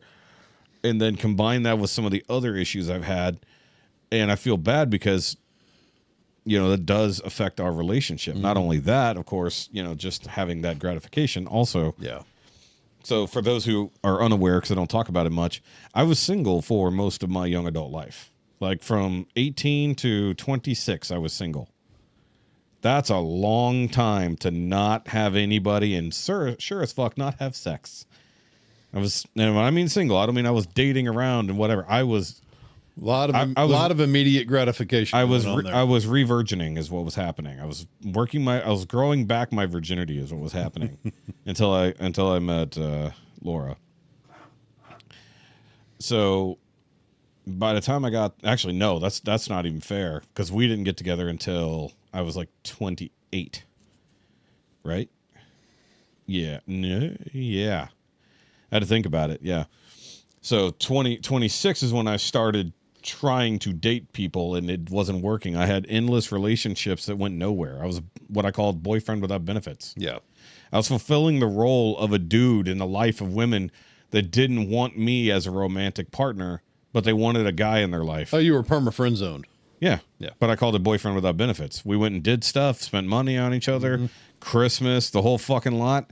And literally, like, I was Amy and Sheldon, you know. Oh, Lord. But reversed. Like, and then. Hey, at least they finally had sex. And yeah, right. And eventually got married and had kids. But there's nothing more emasculating than being on a date with the chick you've basically been with for a fucking year. And the waiter basically says something. He says, "Oh, no, we're not together." Like, yeah. Wow. It's like, what the fuck have we been doing for the last fucking year? Like, seriously, like, what the fuck? And it's just like, and then another almost very similar situation with another girl who basically, like, I shaved my head for because she had cancer and had to cut off all her really nice hair. So very sportively cut off my hair. I took her to fucking appointments. We hung out all the fucking time. We talked all fucking day, basically doing the dating thing. And then we got into a fight because basically she said, like, we were hanging out and then she went to go do something and said she'd be back, but never got back with me and never texted me, never did anything, just left me fucking hanging. I mean, look, I was hanging out with my friends, but they're like, "Hey, weren't you guys supposed to go do something?" I was like, "Yeah." I don't know why she just fucking disappeared. And then when I tracked her down at another friend's house, went over there to hang out, which was around the corner from my apartment, so whoop-de-fucking-do, right? And then we got into it there. And even her friends sided with me, and they're like, "Wait, you left him fucking hanging when you said y'all were going to go do stuff?" And she's like, "Well, he's not my boyfriend." And they're like, "Well, it sounds like he is your boyfriend and you're treating him like shit." Right. And I'm like, "Yeah, thank you. Finally, someone took my fucking side in this." And then that didn't go anywhere. It's fine. But in a similar vein, a long friend of mine, shout out to Rodney. He's going through it right now. And I'm sure he could probably use someone to talk to. And I feel bad that I haven't reached out because, once again, it's kind of a thing. It's like you see your bro going through stuff in the same way that you probably feel like you can't talk to another dude about something. You also might feel like, well, they don't want to talk about anything. And I think sometimes, at least personally, it's like I do, and I think they will listen, you know, or they will talk, just depending. Well, we hear every week about services where you can actually talk to people, talk to professionals, and get what help you need. Yeah. It'd be nice if we had a sponsor for one of those. BetterHelp, please. Well, BetterHelp has had some sketchy shit in the past, but I think they changed things. There's another one that Kill Tony talks about all the time as well. Talkspace. Not sponsored by any means, but maybe that'd be great. Because I've actually talked about it for Jessica because she's supposed to be in therapy. Yeah. Her doctor told her to get on therapy and get on antidepressants. And I think that is another way that people just cope with drugs. And I don't mean the hard kind, but the kind that make you not feel because it's bad, but it allows you to go to work every day. Until you get to a point that basically they no longer work and you are just sad and can't fucking do anything about it except now you turn to drugs. Like Jessica, I didn't mention it last week. Jessica brought home some fucking mushroom gummies for us to experiment with. And I'm just like, thanks for fucking even bringing it up. I was like, she just bought them thinking it'd be fun. And like, so I asked her, I was like, okay, one, you didn't talk to me about this because this is something that we probably need to prepare for. And second of all, it's like just going at it blind can fuck up a lot because some people aren't ready for the shit that might come up. Trust me, I've been there on the real thing. Yeah. And it's like, it really did going into it with the right mindset. Yeah. With a game plan. Yeah. Knowing what I wanted to get out of the experience. Yeah. Not the fake crap that she probably bought. It's just likely what it is. But the real deal was it changed a lot. Yeah. It was a mental reset. I went from being someone who didn't really clean up, pick up after themselves, keep things organized, to really starting to hate clutter. Really starting to hate things being just messy in general. I would like to point at your van a little bit. The van's not cluttered. It's mini bags together. Look, I can point it out because my car is a fucking mess. Yeah. And it's cluttered all the hell. And obviously in here, I have a fucking mess. So it's like at home, it might be improved. But in your van, that's your spot. Once again, in your little zone. Once I get things built, there will be storage underneath everything. Things will have a place. Yeah. Did you find the fucking seatbelt thing? No, I haven't looked for it. Okay. It's got to be on the floor. Okay. Because I did click it back in, but I would not have noticed if it didn't stay. Okay. Yeah, because I 100%. Before I got out of the van, I went. Because I took Lola to the extra Gerb on Saturday. Yeah. And she set off that thing. So it beeped all the way there and back. Weird. But yeah, I put it back in, but I didn't know that it would only work the one way. Then I'll dig under there tonight. Yeah, it's likely down there. Hopefully you find it. Right. It's my last one. If your van wasn't a mess, you'd be able to find it. Van is not a mess. Look, I can pick on you because my car is also a mess. The reason it's a mess is because I'm sick and tired of people running off with my tools, not putting them up, leaving them outside. Okay. I have all my power tools in there. I've got my gear bag with everything I carry for work. Mm-hmm. I've got my big old tool bucket that has a bunch of tools I've been using, and cooler and a dog bed. So what it sounds like is that because you feel you can't trust anybody with the things that are important to you, you feel like carrying it all yourself with you always. Pretty much. Tell your therapist that. No. Because that's literally that's also a coping. It wouldn't be an issue. That's a literal if there hasn't been a precedence for it. Because I'm getting so sick and tired of going out looking for tools and they're not where they're supposed to be. Yeah. But they have their racks. They have numbers on them that match up to the numbers on the wrench. Put them fucking back where you got it from. And I agree with that sentiment. So, but do you see my point? I mean, I told the father-in-law, I said, I'm about to get new locks and lock down that Kennedy toolbox. He said, well, make sure you get me one. I said, well, what's the point? No, I'm locking it from you. I said, why would I do that? Yeah. He said, well, what do you mean? I said, I'm sick and tired of going to look for a tool and they're all gone. They're missing. My box is destroyed. Half my tools are gone. I said, once everything's back where it needs to be, it's getting locked down and nobody but me is getting in there. Yeah, just move it here because I'm at least good with tools. Just bring it. And he got all mad. I said, did you get mad? I wouldn't be mad if it wasn't a fucking precedence for this. And letting the dogs out and everything else. I mean, I'm not saying you don't have a reason for it, but I'm saying it's a physical representation of also what you do in your brain. Probably. Yes. But it's your space, so you don't see the problem. Well, it's only thousands and thousands of dollars of fucking tools. Much like with this room. Yeah. I let all of it slide because it's my room. Who will care? Mm-hmm. Just like your van is your van. Who will care? It's not like and no one goes in your van. Not like trash is piled up. Everything's in their own storage device. And well, there is some type of sauce bottle in the passenger door. You don't keep a vehicle hot sauce? No. I have 3 different vehicle hot sauces. They live in the van, and I enjoy them. Do you know what compartmentalization is? Yeah, it's in its own compartment. A little gap in the door panel is not necessarily right. At least put it in a refrigerator. Someone asked me, he said, "You have a hot sauce in your van?" I said, "What, you don't?" Look, if you had it on your belt, I would think it was less weird. Because Then in the cup holder in the door of the van, the bottle holder. That's a little weird. Yeah, whatever. Mostly because it gets hot.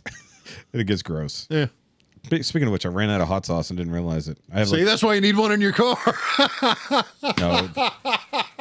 Backup hot sauce. I've seen you leave things in your Suburban that explode. Can you imagine if a hot sauce bottle exploded in your fucking car? Hasn't yet. It might. What's a plastic bottle? Glass bottle probably. Dude, yeah. With a cork. You just like you have aerosolized hot sauce in your fucking van. You get in. I based myself. It's like CS gas just by accident. It's stuck in the AC. Yeah. But my point is like your van is very similar to my room. I put all the things that I give a shit about in here, and then I don't care that it's a fucking mess and everywhere. Look at my shelves. My shelves are fucking dusty. Yeah. Shit is falling over, which is not my fault. That's somebody who keeps slamming the goddamn door. Actually, some of the stuff over there is just elbows when walking by. Well, when I left last week, you probably heard me going down the stairs. I hear you always going down the stairs. Anybody goes up and down the stairs, I hear it. It's because the fucking detolfs rattle. Yeah. There's no, unless, like, even if they were secure, they would I rattle. tried to stomp extra hard on my way out last week. You don't even have to. You just normal walking up. Anybody. I mean, children coming up the stairs fucking rattle it. That's the way they bolted this shit together. Because half the stairwell is right there, you know? But either way, it's like your van is a monument to your loneliness, but you don't care. Just like my room is my monument. Except I allowed mine to spill out there as long as I keep it looking okay. Jessica doesn't mind. But it's still funny. She hasn't noticed the second watch yet.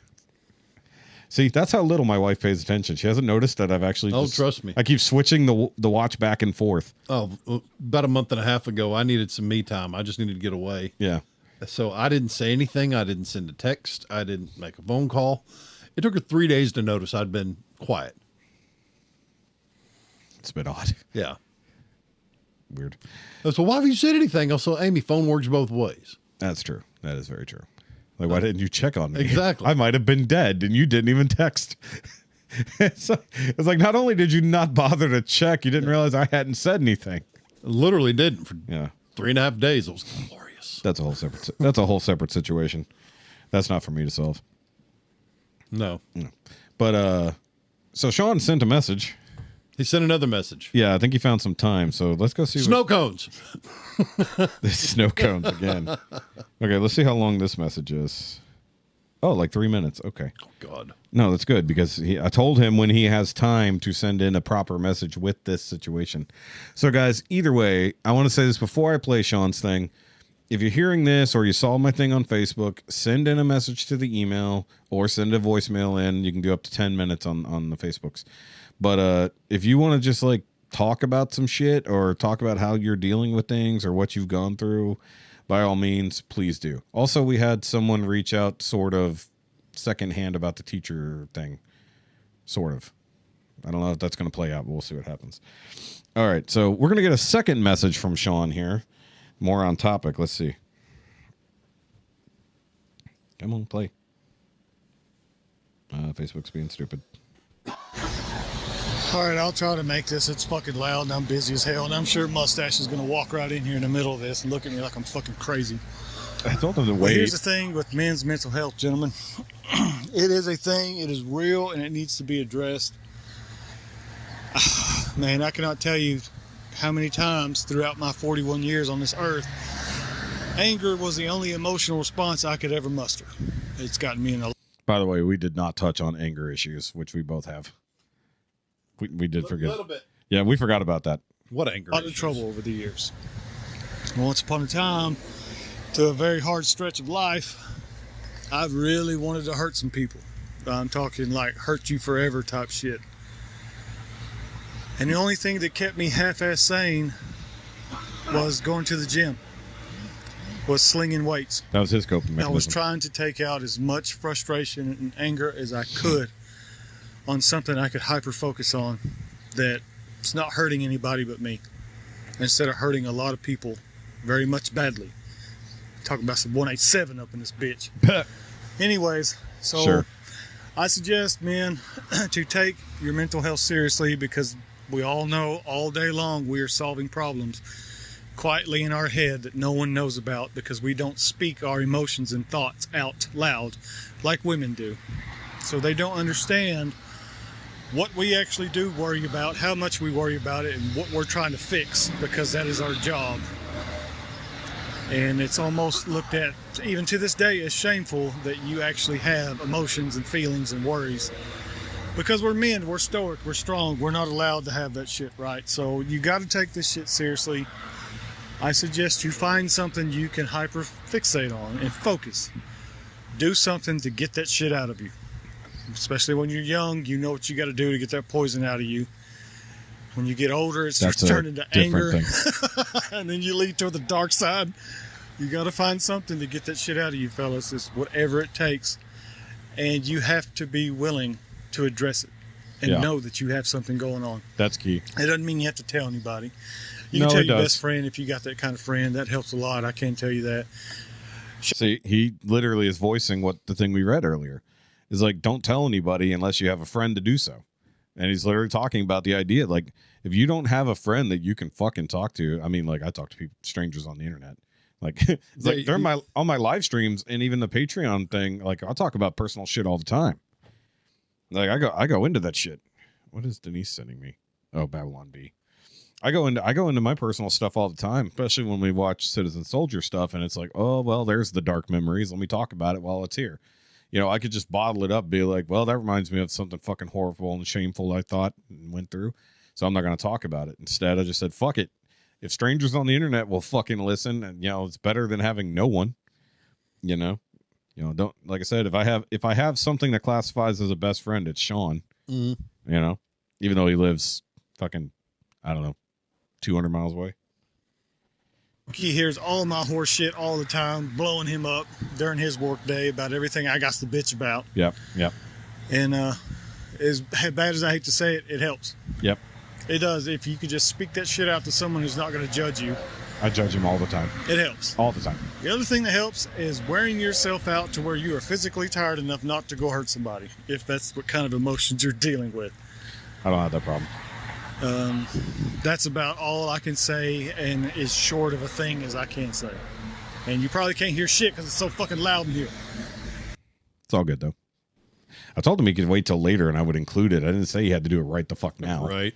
So I appreciate you reaching back out, Sean. And yes, you and I talking for the last few years. Like, I forget how long I've known Sean. It's been years. Mm-hmm. But I literally talked him through like his really bad breakup a few years ago while I was in the back of a truck at work. Like, I was stuck doing a long job and I'm like, okay, he's venting to me. I sort of, I know this guy a little bit, and he tells me everything that happened in the relationship, the feelings he's going through and everything, because he didn't have anybody else to fucking talk to. So like we barely knew each other via the internet, and that's basically like how our friendship grew. Basically having a trust in a stranger because I mean, fuck, what is the old thing? A stranger's just a friend you haven't made yet. In this case, that's how it worked with us, So anger stuff, I deal with anger by not doing anything violent, even though I probably would. Or I play video games that'll, like God of War, that allow me to just beat up on random NPCs for hours on end until I no longer feel angry. And try not to throw the fucking controller when a certain move doesn't work right. Or just playing something to keep my mind busy. Like he's talking about doing something until you're so fucking tired you can't do anything. Oh, what is she sending? Shout out to Denise. She's about to have to go all over the fucking country for work. Like for 6 weeks, she's going to be bouncing city to city. Cool. Like doing 16-hour shifts at a time. Either way. They shall sleep well. Maybe. If she has time. But I mean, like I've had anger issues in my life, but I don't know my exact coping mechanism for anger. Because I've only drank out of anger or emotion a few times in my life that I can literally count. Because I don't like to drink, but drinking usually means social settings. So when I had that really bad Saturday and I went over to Bartlett's and I hung out with Megan and we talked about everything, I need to get her back on. Megan's easy to talk to. Yeah, I need to get her back on to talk about her suicide attempts. Yeah. Because I don't know if you've seen her scars. Yeah. So she just like dropped that on me. I was like, interesting. We're going to talk about this on a podcast. I was like, I told her, I was like, I'm going to get you on the podcast to talk about this shit because I want to know. And then either way, I'm not going to go further into that. But need to check and see if her dad's doing. I thought about calling her because I didn't know what her work schedule was looking like. I don't either. So I thought about it. And she needs to be picked up. Yeah, I know. But they live here in town. Yeah. That I know anyways. Oh, no. One of us would have to go pick her up. What to do? Or send an Uber for all that matters. Be less creepy. Send an Uber. Get in the van. Get in the van. Get in the van. Move the dog. Either way. At least you don't have like a plywood partition. Get in the back. Yeah. Hold on. There's a dog bed. Hold on. There's a dog bed. But no, it's just... I mean, you basically have talked already, basically finding some outlet, either building something or hammering on something or shooting at things to basically clear your mind to a degree, or riding your bike. Sorta. Your motorcycle, I should say. I don't know. Unlike a lot of people, most of my career paths have been grounded in violence. That's a different IG. It is. Where's that IG? That would get a lot of hits. But just you shooting all day. Army, working in the jail. Yeah. Bounty hunting, doing what I'm doing now, doing security. You don't really have to commit too many acts of violence in your current job. Current job, no, but there's always the potential. There's potentiality. I mean, there's long periods of boredom by periods of extreme activity. I'm just going to hire you to ride around with me all day and protect me when I go to sketchy neighborhoods. Bad dog. Not usually worried about dogs. I'm usually worried about some of the places I have to go. But I don't know. Anger is one of those things I've always had to really put a leash on. Because when I get mad and what I call let go, I keep that anger on a leash. And when I let go, people get hurt. Yeah. Bad things happen. And I know the consequences of that can be super severe if it's bad enough. Well, yeah. No shit. So that's a big no shit. I've worked over the years. It's been a progress to keep that dog on a leash nonstop. Pun intended. But like I said, working with the dogs, they help. Yeah. You literally have emotional support. And I have consequences. If I do something stupid, I beat the shit out of somebody, what's going to happen to my dog? Where's she going to go? Even beyond that, you're going to be fucked anyways. Exactly. It's like, dog aside, your own life is going to suck. But here's the thing. The thing that stops me is the dog. Okay. But what if there is no dog and you do something stupid? But then we'll see. Yeah. It's like, that's the thing. It's like, if you just happen to be in a no dog situation. The last altercation I got in was, 6-7 years ago. It's been a while. No, 5 years ago. We just moved into the farm. Yeah. I told you about the road rage incident over in Cleveland. Yes. Okay. Yeah, that. Okay. Guess you want to recap? I mean, you can. Okay. I've slept since then. Guy passed me on a little farm road. And, yeah. He got so mad because I was going the speed limit. He brake checked me not once, not twice, but 3 times. Yeah. On a small road. Third time, I just laid on the brake. Yeah. Pulled on over. Well, he stopped, got out of his car, and I eased out of that. So you were behind him and pulled over. Yeah. And he stopped with you. Yeah. What an asshole. Well, I eased up, was leaning on the hood. He come charging up, running up, screaming and hollering, just shaking his fist, asking me what kind of dumb fuck I was. He got from me to you, reared back that fist, reached in the next week. I closed the gap, got into his guard, grabbed him by his shirt, headbutted him right in the face, knocked him clean out. Yeah. Left him in the ditch and left. Wait, what were you driving? The van. Oh, okay. But why were you driving so slow, Jeff? That's right. You're a grandma. I was doing the speed limit. Yeah, that's weird. Yeah. How dare you? How dare I do the speed limit? But anyway, yeah. I mean, I live in traffic. I deal with fucking morons. I constantly. laid the dude out. I didn't call anybody. I got back in the van. I wasn't even mad. Yeah. My heart rate wasn't up. Yeah. I was more irritated than anything else. You're like, damn it, now I'm running late. And my forehead sort of hurts. Nah. Yeah, it's too hard. Yes, it is. Full of too much dumbness to hurt. But yeah, that I wish. Yeah, but when I hit the house, I called Dad and said, "Would you mind running down the road? Go check on this guy. I might have See if killed there's him. anyone still in the ditch." I might have killed that guy. He might have deserved it, but He it's said, still. "What'd you do?" I told him he would. Oh, typical Jeff. It's pretty bad. That's typical Jeff. Yeah. Yeah. Well, like, what's funny is, Jessica has seen me angry, like proper angry, a couple times, and like, I'm not violent because I control myself. I know I could have the propensity for violence because I nearly put a hole in our wall, and that's when I was alone in a room and angry. Mm-hmm. I have certain people in this world that I truly hate, and I mean that word as deep as possible. Like, not like blanket people, like very specific persons with names and faces that I would like to have erased. And if I'm ever given the situation, all of that pent up anger and aggression and anything else that I've never bothered to do in my life will likely be put into a singular point in time and space. I might do bad thing, and I won't have a dog to worry about. Yeah. So, and that's the kind of things that, like, when I hate someone, they deserve it. They've hurt me or people I love on a fundamental level. And that's something I don't tolerate. It's like when your existence has brought me or people I love suffering just because you're that big of a piece of shit, you don't need to exist anymore. And Jessica brought up somebody the other day by sheer chance. She's like, "Hey, I saw this car the other day. I thought it was funny."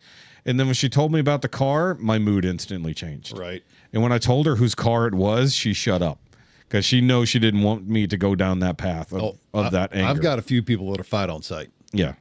My sister's This wouldn't be a fight. my sister's ex, that's fight on sight. Yeah.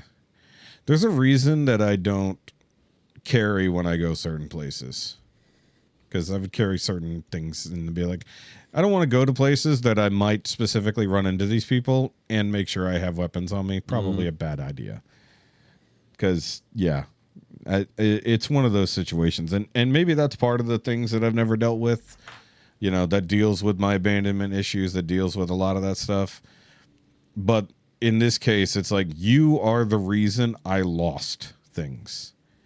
You are the reason that somebody I gave a shit about is much worse off as a person. Yeah. And that's unforgivable. Like, we can talk about, like, when we talk about Muslims and all that kind of stuff, that's a very global situation.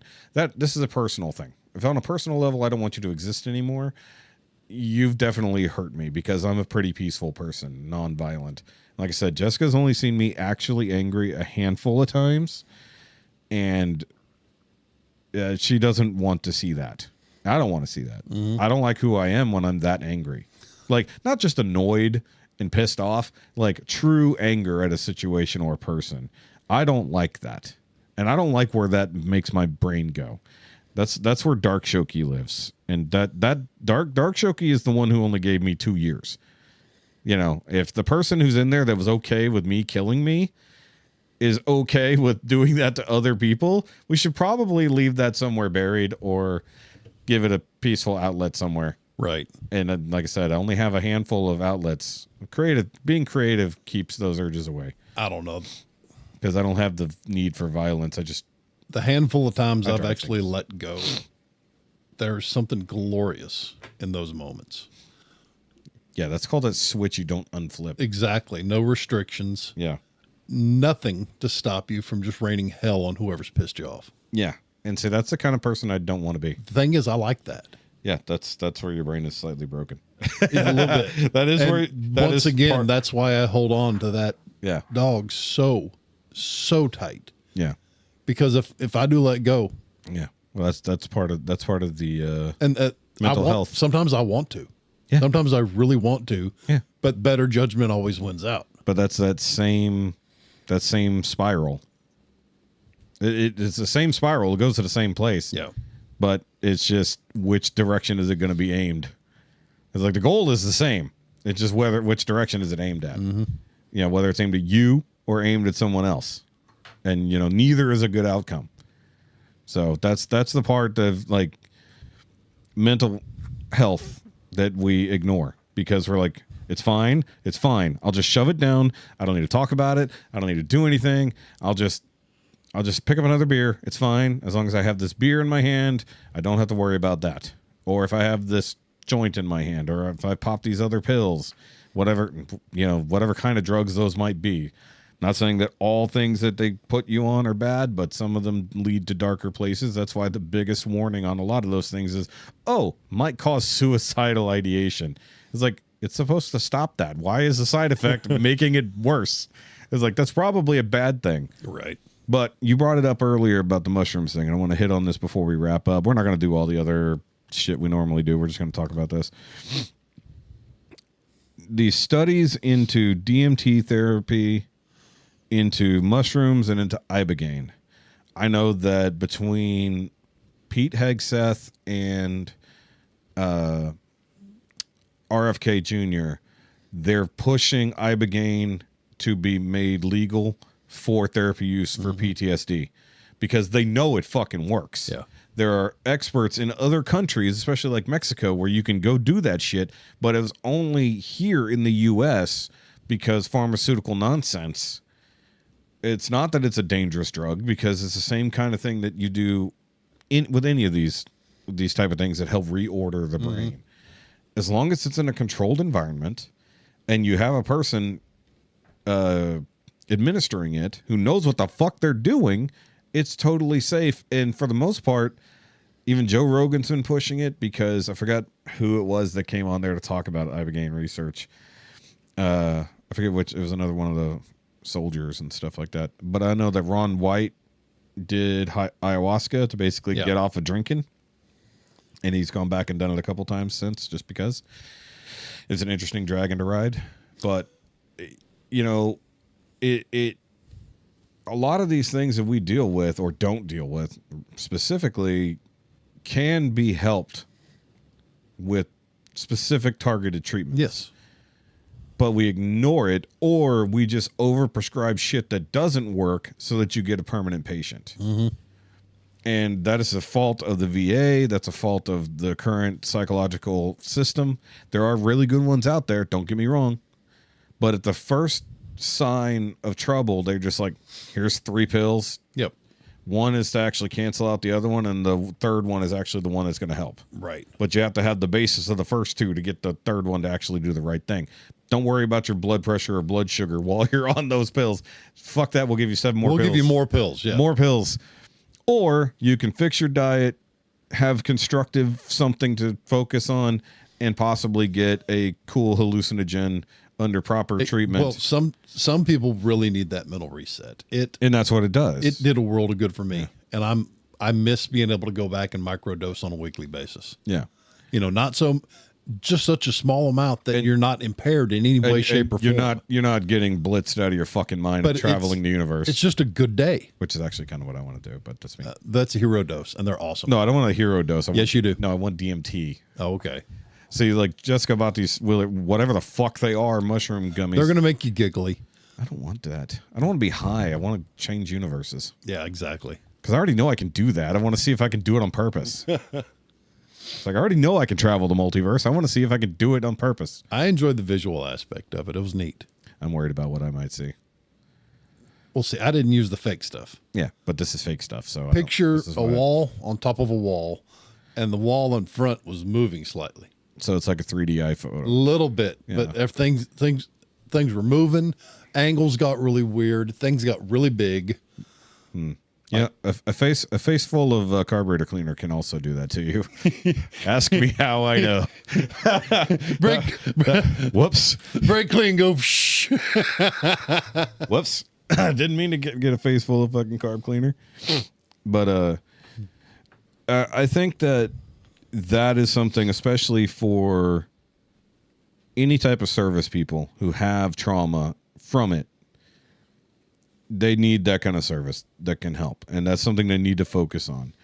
I mean, having therapists who know about this shit and can possibly help you is good. Not saying the drugs are the only way out. Sometimes just talking to people who know how to fucking guide you out of the darkness is a good way to go. And by the way, I'm not going to discount fucking church. and finding God, because that saves a lot of people. I mean, like, I've never been someone who 100% trusts, because that's part of my brokenness.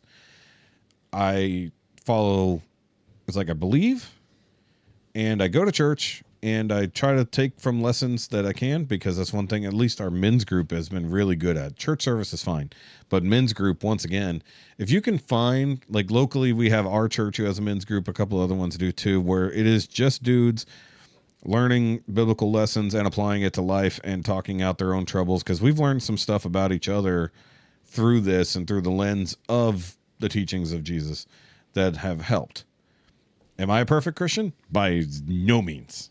By no means. But I've learned some stuff, and once again, it gave me purpose. Because we do the show on Mondays. If I didn't have men's group, I don't know what to fucking do after you guys leave. Mm-hmm. It's like, I'm just going to make dinner for Jessica and then whatever. So it's like giving myself a purpose again, having community, because once again, being alone is not, I mean, you are, you're literally the victim of the lone wolf syndrome, kind of. I enjoy it now, though. Yeah, but it doesn't mean it's good for you. Maybe not. You enjoyed alcohol too. I don't know. It's one of those things where I can control it. I can put the beer down anytime I want. In an event where we as a family are between houses, and I feel like that I'm not heard, I'm not listened to, and not respected at my own home, I can control what goes on at my working environment. Yeah. That's some of the only control I really get. Yes. But that is only, and this is just putting on the tiny therapy hat. Yeah, just sort of, boop. It's the same thing that I would do if Jessica and I had an argument and I just came in here and edited a video for 3 hours and didn't say a word to her. It's avoidance. It might be good to a degree, especially if there's a situation that you just need to diffuse. Obvious, let air be breathed. But the longer that anyone goes on without ever talking their way through shit, the worse it's going to be when the conversation finally happens. Yeah. And that's speaking from personal fucking experience, because Jessica and I had a knockdown drag out fight a couple months ago because we hadn't talked about real shit in a long time. And like, she was getting ready to leave me because she was so unhappy. And not specifically with me, but with life. And she felt like she couldn't talk to anybody. Heidi's been a godsend, because she and Heidi can talk. Mm-hmm. As whom Amy as well, but mostly Heidi. Amy talks a lot. Amy does talk a lot, but I don't know if Amy listens a lot. She hears, but she doesn't listen. Yeah, and I hate that we talk shit about your wife the way we kind of do. I know, but I'm saying that because I feel like on a personal level here that Amy also needs help, and the rest of us are all trying to help ourselves. And she's not getting any help that she needs help, and I've told her she needs help. She just won't do. I know. It's just like anybody else who doesn't want to recognize that they're the problem in their situation. Like you, with your drinking, you took a step in the right direction because it was destroying you and everything else. And then when you realigned again, not that long ago, cut back on other substance abuse, and then reoriented, and now you're trying to get your health in check, and your brain a little clearer. You're making those steps because you recognize the problems you were having. Possibly because somebody yelled it at you. No. That happens sometimes. That's where a lot of the frustration's coming from. Professionally and personally, I've made so many changes over the past 15 years. Yeah. And Amy's done almost nothing. She's been stagnant. Yeah. Done nothing to change her personal outlook, her anything. Yeah. And it's frustrating. It's hard to find someone who's given up that entirely attractive. It really is. I understand. It's just that whatever, like, you've had kicks in the pants, whether that's literally looking in the mirror and hating the thing that you saw that you didn't recognize. There's a lot of self-loathing. Yeah. Yeah. I don't know what it's going to take for her. Not that we're diverting entirely onto her, because I'm sure Women's Mental Health Month is a different month. I just don't know which one. Because if men's got it, then obviously women. Well, a couple of those go hand in hand. Yes.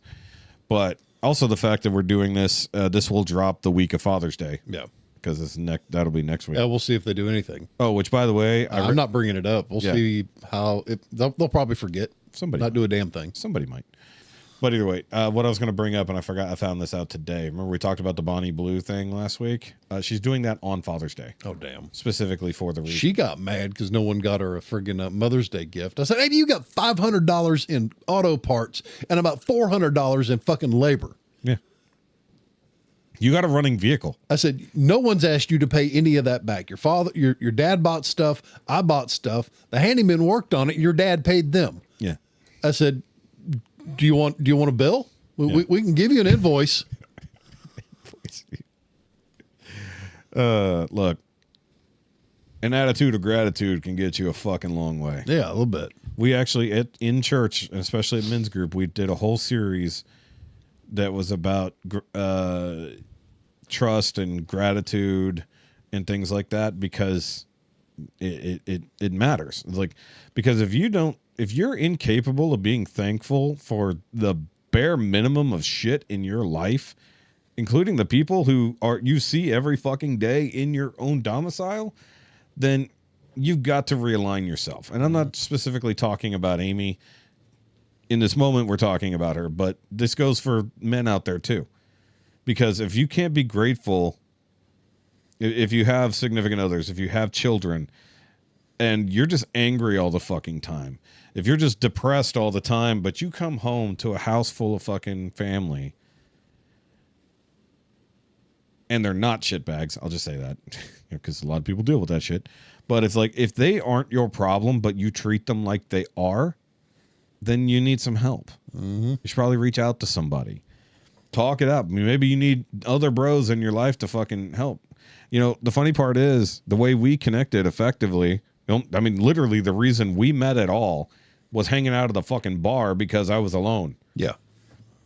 Like, I had no one to fucking talk to, had no more fucking friends, but I can always go to the brewery and talk to strangers, or I can go to Red Brick and I can talk to strangers, or I can go to, well, not anymore, Southern Star and talk to strangers. Why not Southern Star no more? No, I mean, at the time. Oh, yeah. That was after Dave fired me and I wasn't going to. Oh, so. Have you been back at all since he sold the place? I've only been there twice in the last few years, and only once, not to drink, but to go check out something else over there since he sold the place. But either way.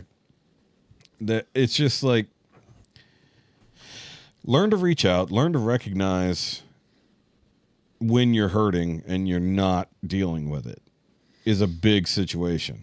Do you know how many shelves of fucking shit I had to fucking get through before I went, I think I have a problem? I'll tell you, it was a lot. You know, but once again, it changed because I built a community. I found other men to talk to. I've made friends in the thing that I was dealing with my trauma from. I don't think that sentence was grammatically correct, but I'm sticking with it. No, it wasn't.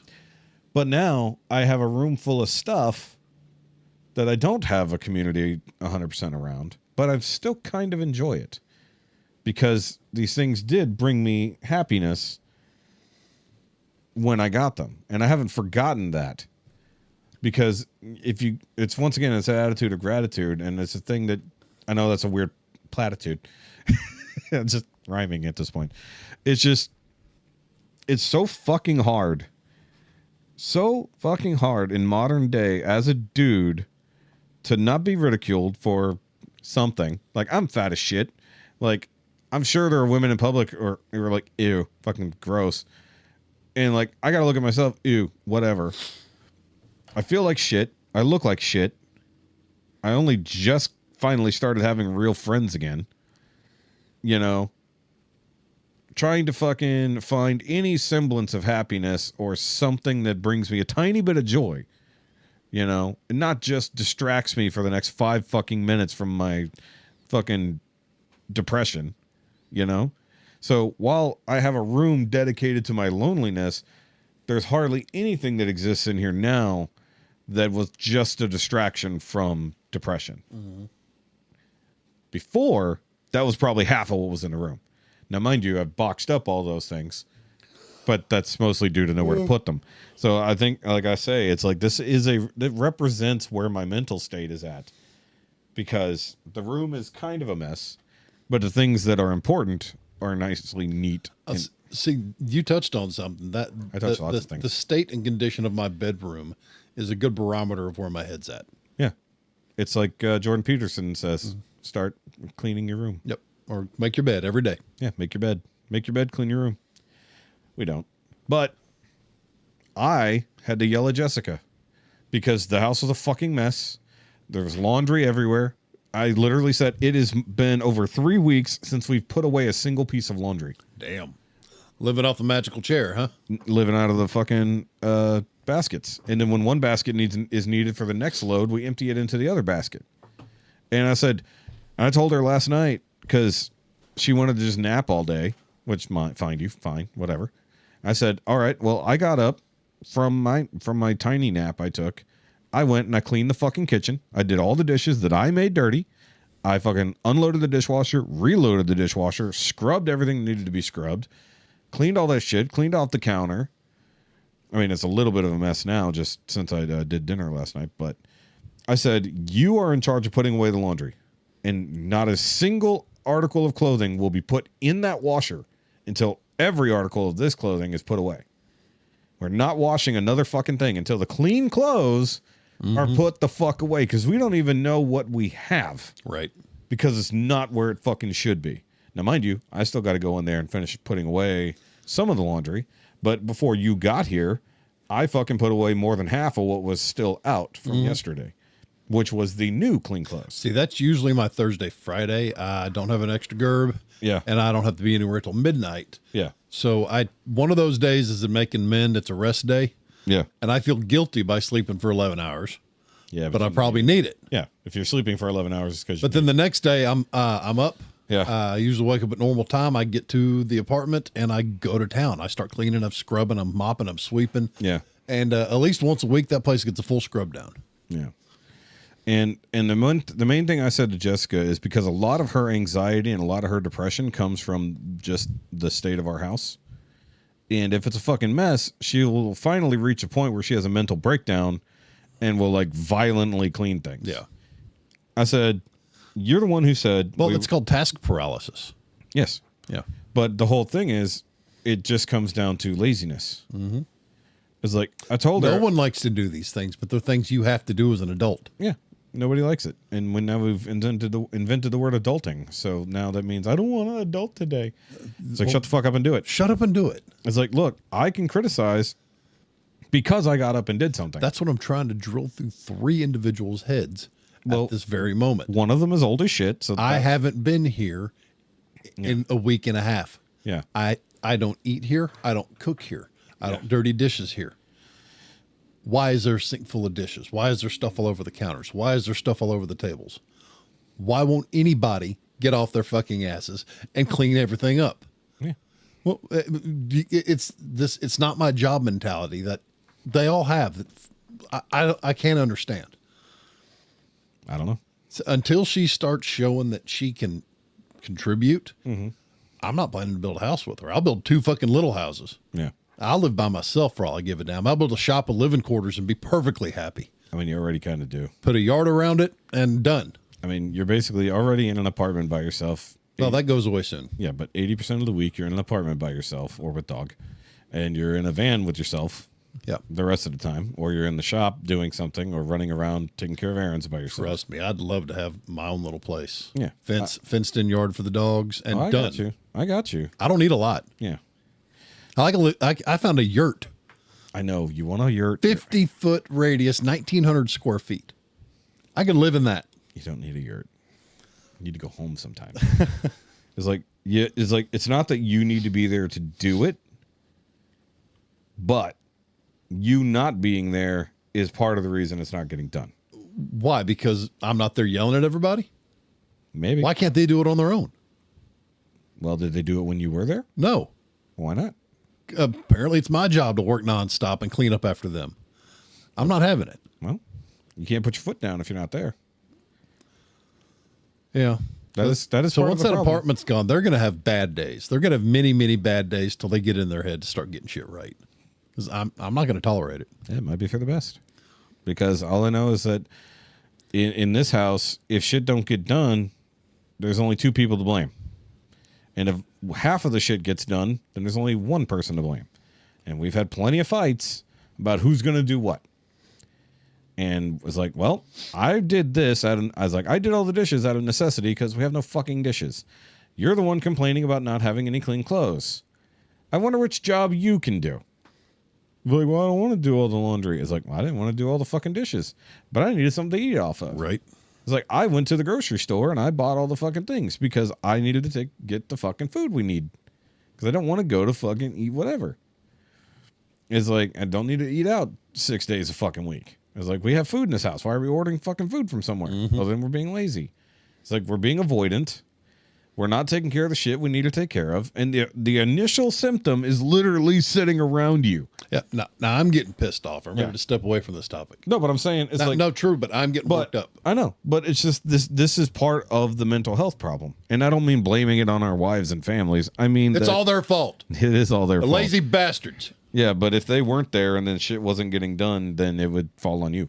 Exactly. And I'd do it because, But eventually you wouldn't, yeah. because something else will take precedence. And then you'll get mad that the thing didn't get done, but you're the only one to get mad at. That's where routine comes. And then you get mad at the fact it isn't done, and then you don't do it anyway because now it's a thing that makes you mad. No. It's called a cycle. Nope. Yes, that's what happens. That's But, because you're a crazy person. Right. That's not how that works. It's called avoidance. That's why things don't get fixed. That's why things get to the destroyed stage after they were at the fixable stage. Because they're just like, well, I'm not dealing with that right now. It's too big of a mess. But it's all part of the mental health thing. It's not just about being angry at somebody who's not doing something. There's root problems, not necessarily you, but somebody is not dealing with the thing that is initially around them. And if you can't deal with the mess that is literally at your fucking feet that you caused, then you need to fucking figure it out. And I'm pointing that finger at myself as my fucking room is only, like, you can't even walk over here. I left enough room to walk through here. I've been trying to keep up with my glasses because it got really bad the other week. I had like 10 glasses in here. Oh, Lord. Yeah, it was bad. Like, there's still a Mountain Dew bottle over here that's been there for about 3 months. Avoidance. Not dealing. Yeah, you, Mr. Snot Rags, on my fucking floor from the other week. I didn't even realize. That day, my brain wasn't even working. Look at it this way. I was completely shut down. Yeah, so look at it this way. My own issues. I didn't realize those weren't my mess. That's how fucked up I was until my brain went, I need to straighten up in here because now I got two people who got to sit in this room. My brain was shut down that week. Yeah, you were sick. Gone. But you get what I'm saying. Yeah. It's like when I finally take the time to go, oh, yeah. Maybe if my space needs to be clean. Maybe if I'm that bad in the future, I just stay home. Yeah, maybe. 'Cause that was a bad look. I mean, you did literally the next week. Yeah. So, but I mean, but my point stands is that it took me going, I need to straighten up this room so I can get my two friends in this room with me to go, oh, hey, these snot rags on the floor aren't mine. It's like, I didn't even notice the mess wasn't mine. That's how much I was ignoring the shit around me and avoiding cleaning. And if you can't clean your own fucking room, you can't get your own head in order. That's what I'm getting at. Yeah, I'm with you. Mental health. Do good. Call for help if you need it. Or just stay angry, whatever. No, don't stay angry. Embrace it. Don't drive angry. That's a movie by Nick Cage, I think. Yeah. I think. That's my biggest thing is driving angry because I spend most of my day on the road.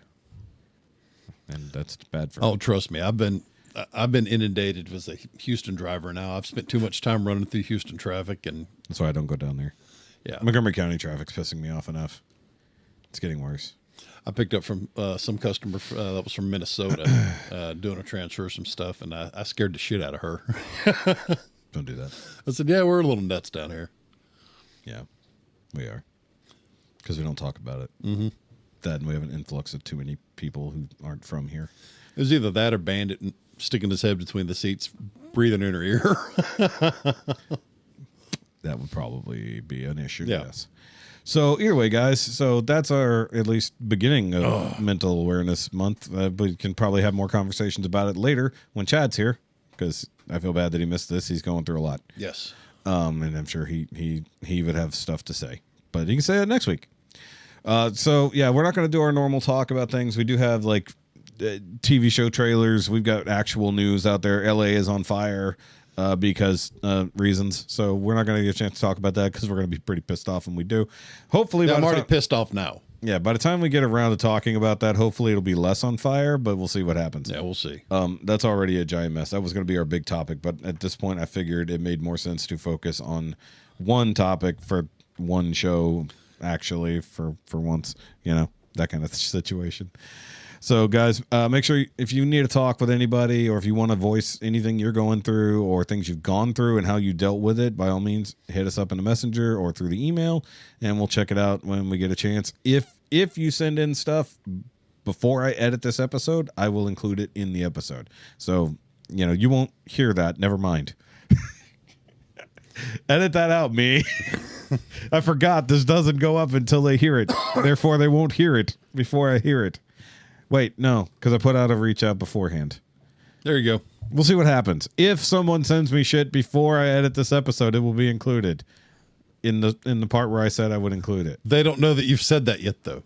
I posted before this episode to send in messages. They know that you said that you might have said that. No, before this episode, I put out a message saying if you want to include anything, send it in. Look at you. Yes, but whether or not they do... I mean, I got a week until I edit this shit. Right. Anyway, so we'll see what happens. Look, YouTube time travel is a bitch, and I forget when we do things because now I'm actually ahead of the episode that came out today on the Patreon, which, by the way, go subscribe to the Patreon for as little as $5 a month just to support this channel. But you can join in and do other things at a higher level, including our calls, our 3 times a month calls, if you want to come join in on those things. And trivia nights. Trivia night's been kind of fun lately. We have a five section brew pub quiz that we do. Cool. It's kind of fun. And like once again, we learned about things like the Duracell bunny There you go. that I would have never known existed if not for silly pub quiz. So either way, guys, like, subscribe, blah blah blah blah. Shoky, Jefe, Grumpy, whatever. C4 graphics. By all means, hit up Chad, but not when I need to hit. By the way, You need to hit Chad? no, Chad probably needs to hit something. We need to figure out how to get some shirts made for us. Okay. Who else makes shirts since he's no longer printing? Right. Yeah. We need to see if we can get just a 3 or we need a full 25 batch. I mean, we need 3 shirts for us to wear on locations. By when? I don't know. In the next couple of weeks would be good, probably. Maybe. I mean, if we got to go buy 3 fucking shirts and get Got a something buddy of with it. mine up in Plano. He does direct-to-garment printing and he ships, Okay. but I don't know if they can get it here in time. We'll see. His dad, though, I think owns a similar franchise. Uh-huh. We may just go talk to him. Maybe. We'll see. Let me holler at him. I'll get back with you tomorrow. Yeah. We need to see if we can get some nice Dickie shirts. Anyway. Either way, yeah, that's the thing. So merch, by the way, new merch, guys. Go check out merch. new merch. Please buy new merch. And Teespring's on my shit list because Of course. now I know why I don't have posters. So either way. So with that, Okay, bye. Clean your robe. You're not my dad. Make your bed. Pick up your shit. No. I'm going to be defiant. Oppositional defiant disorder.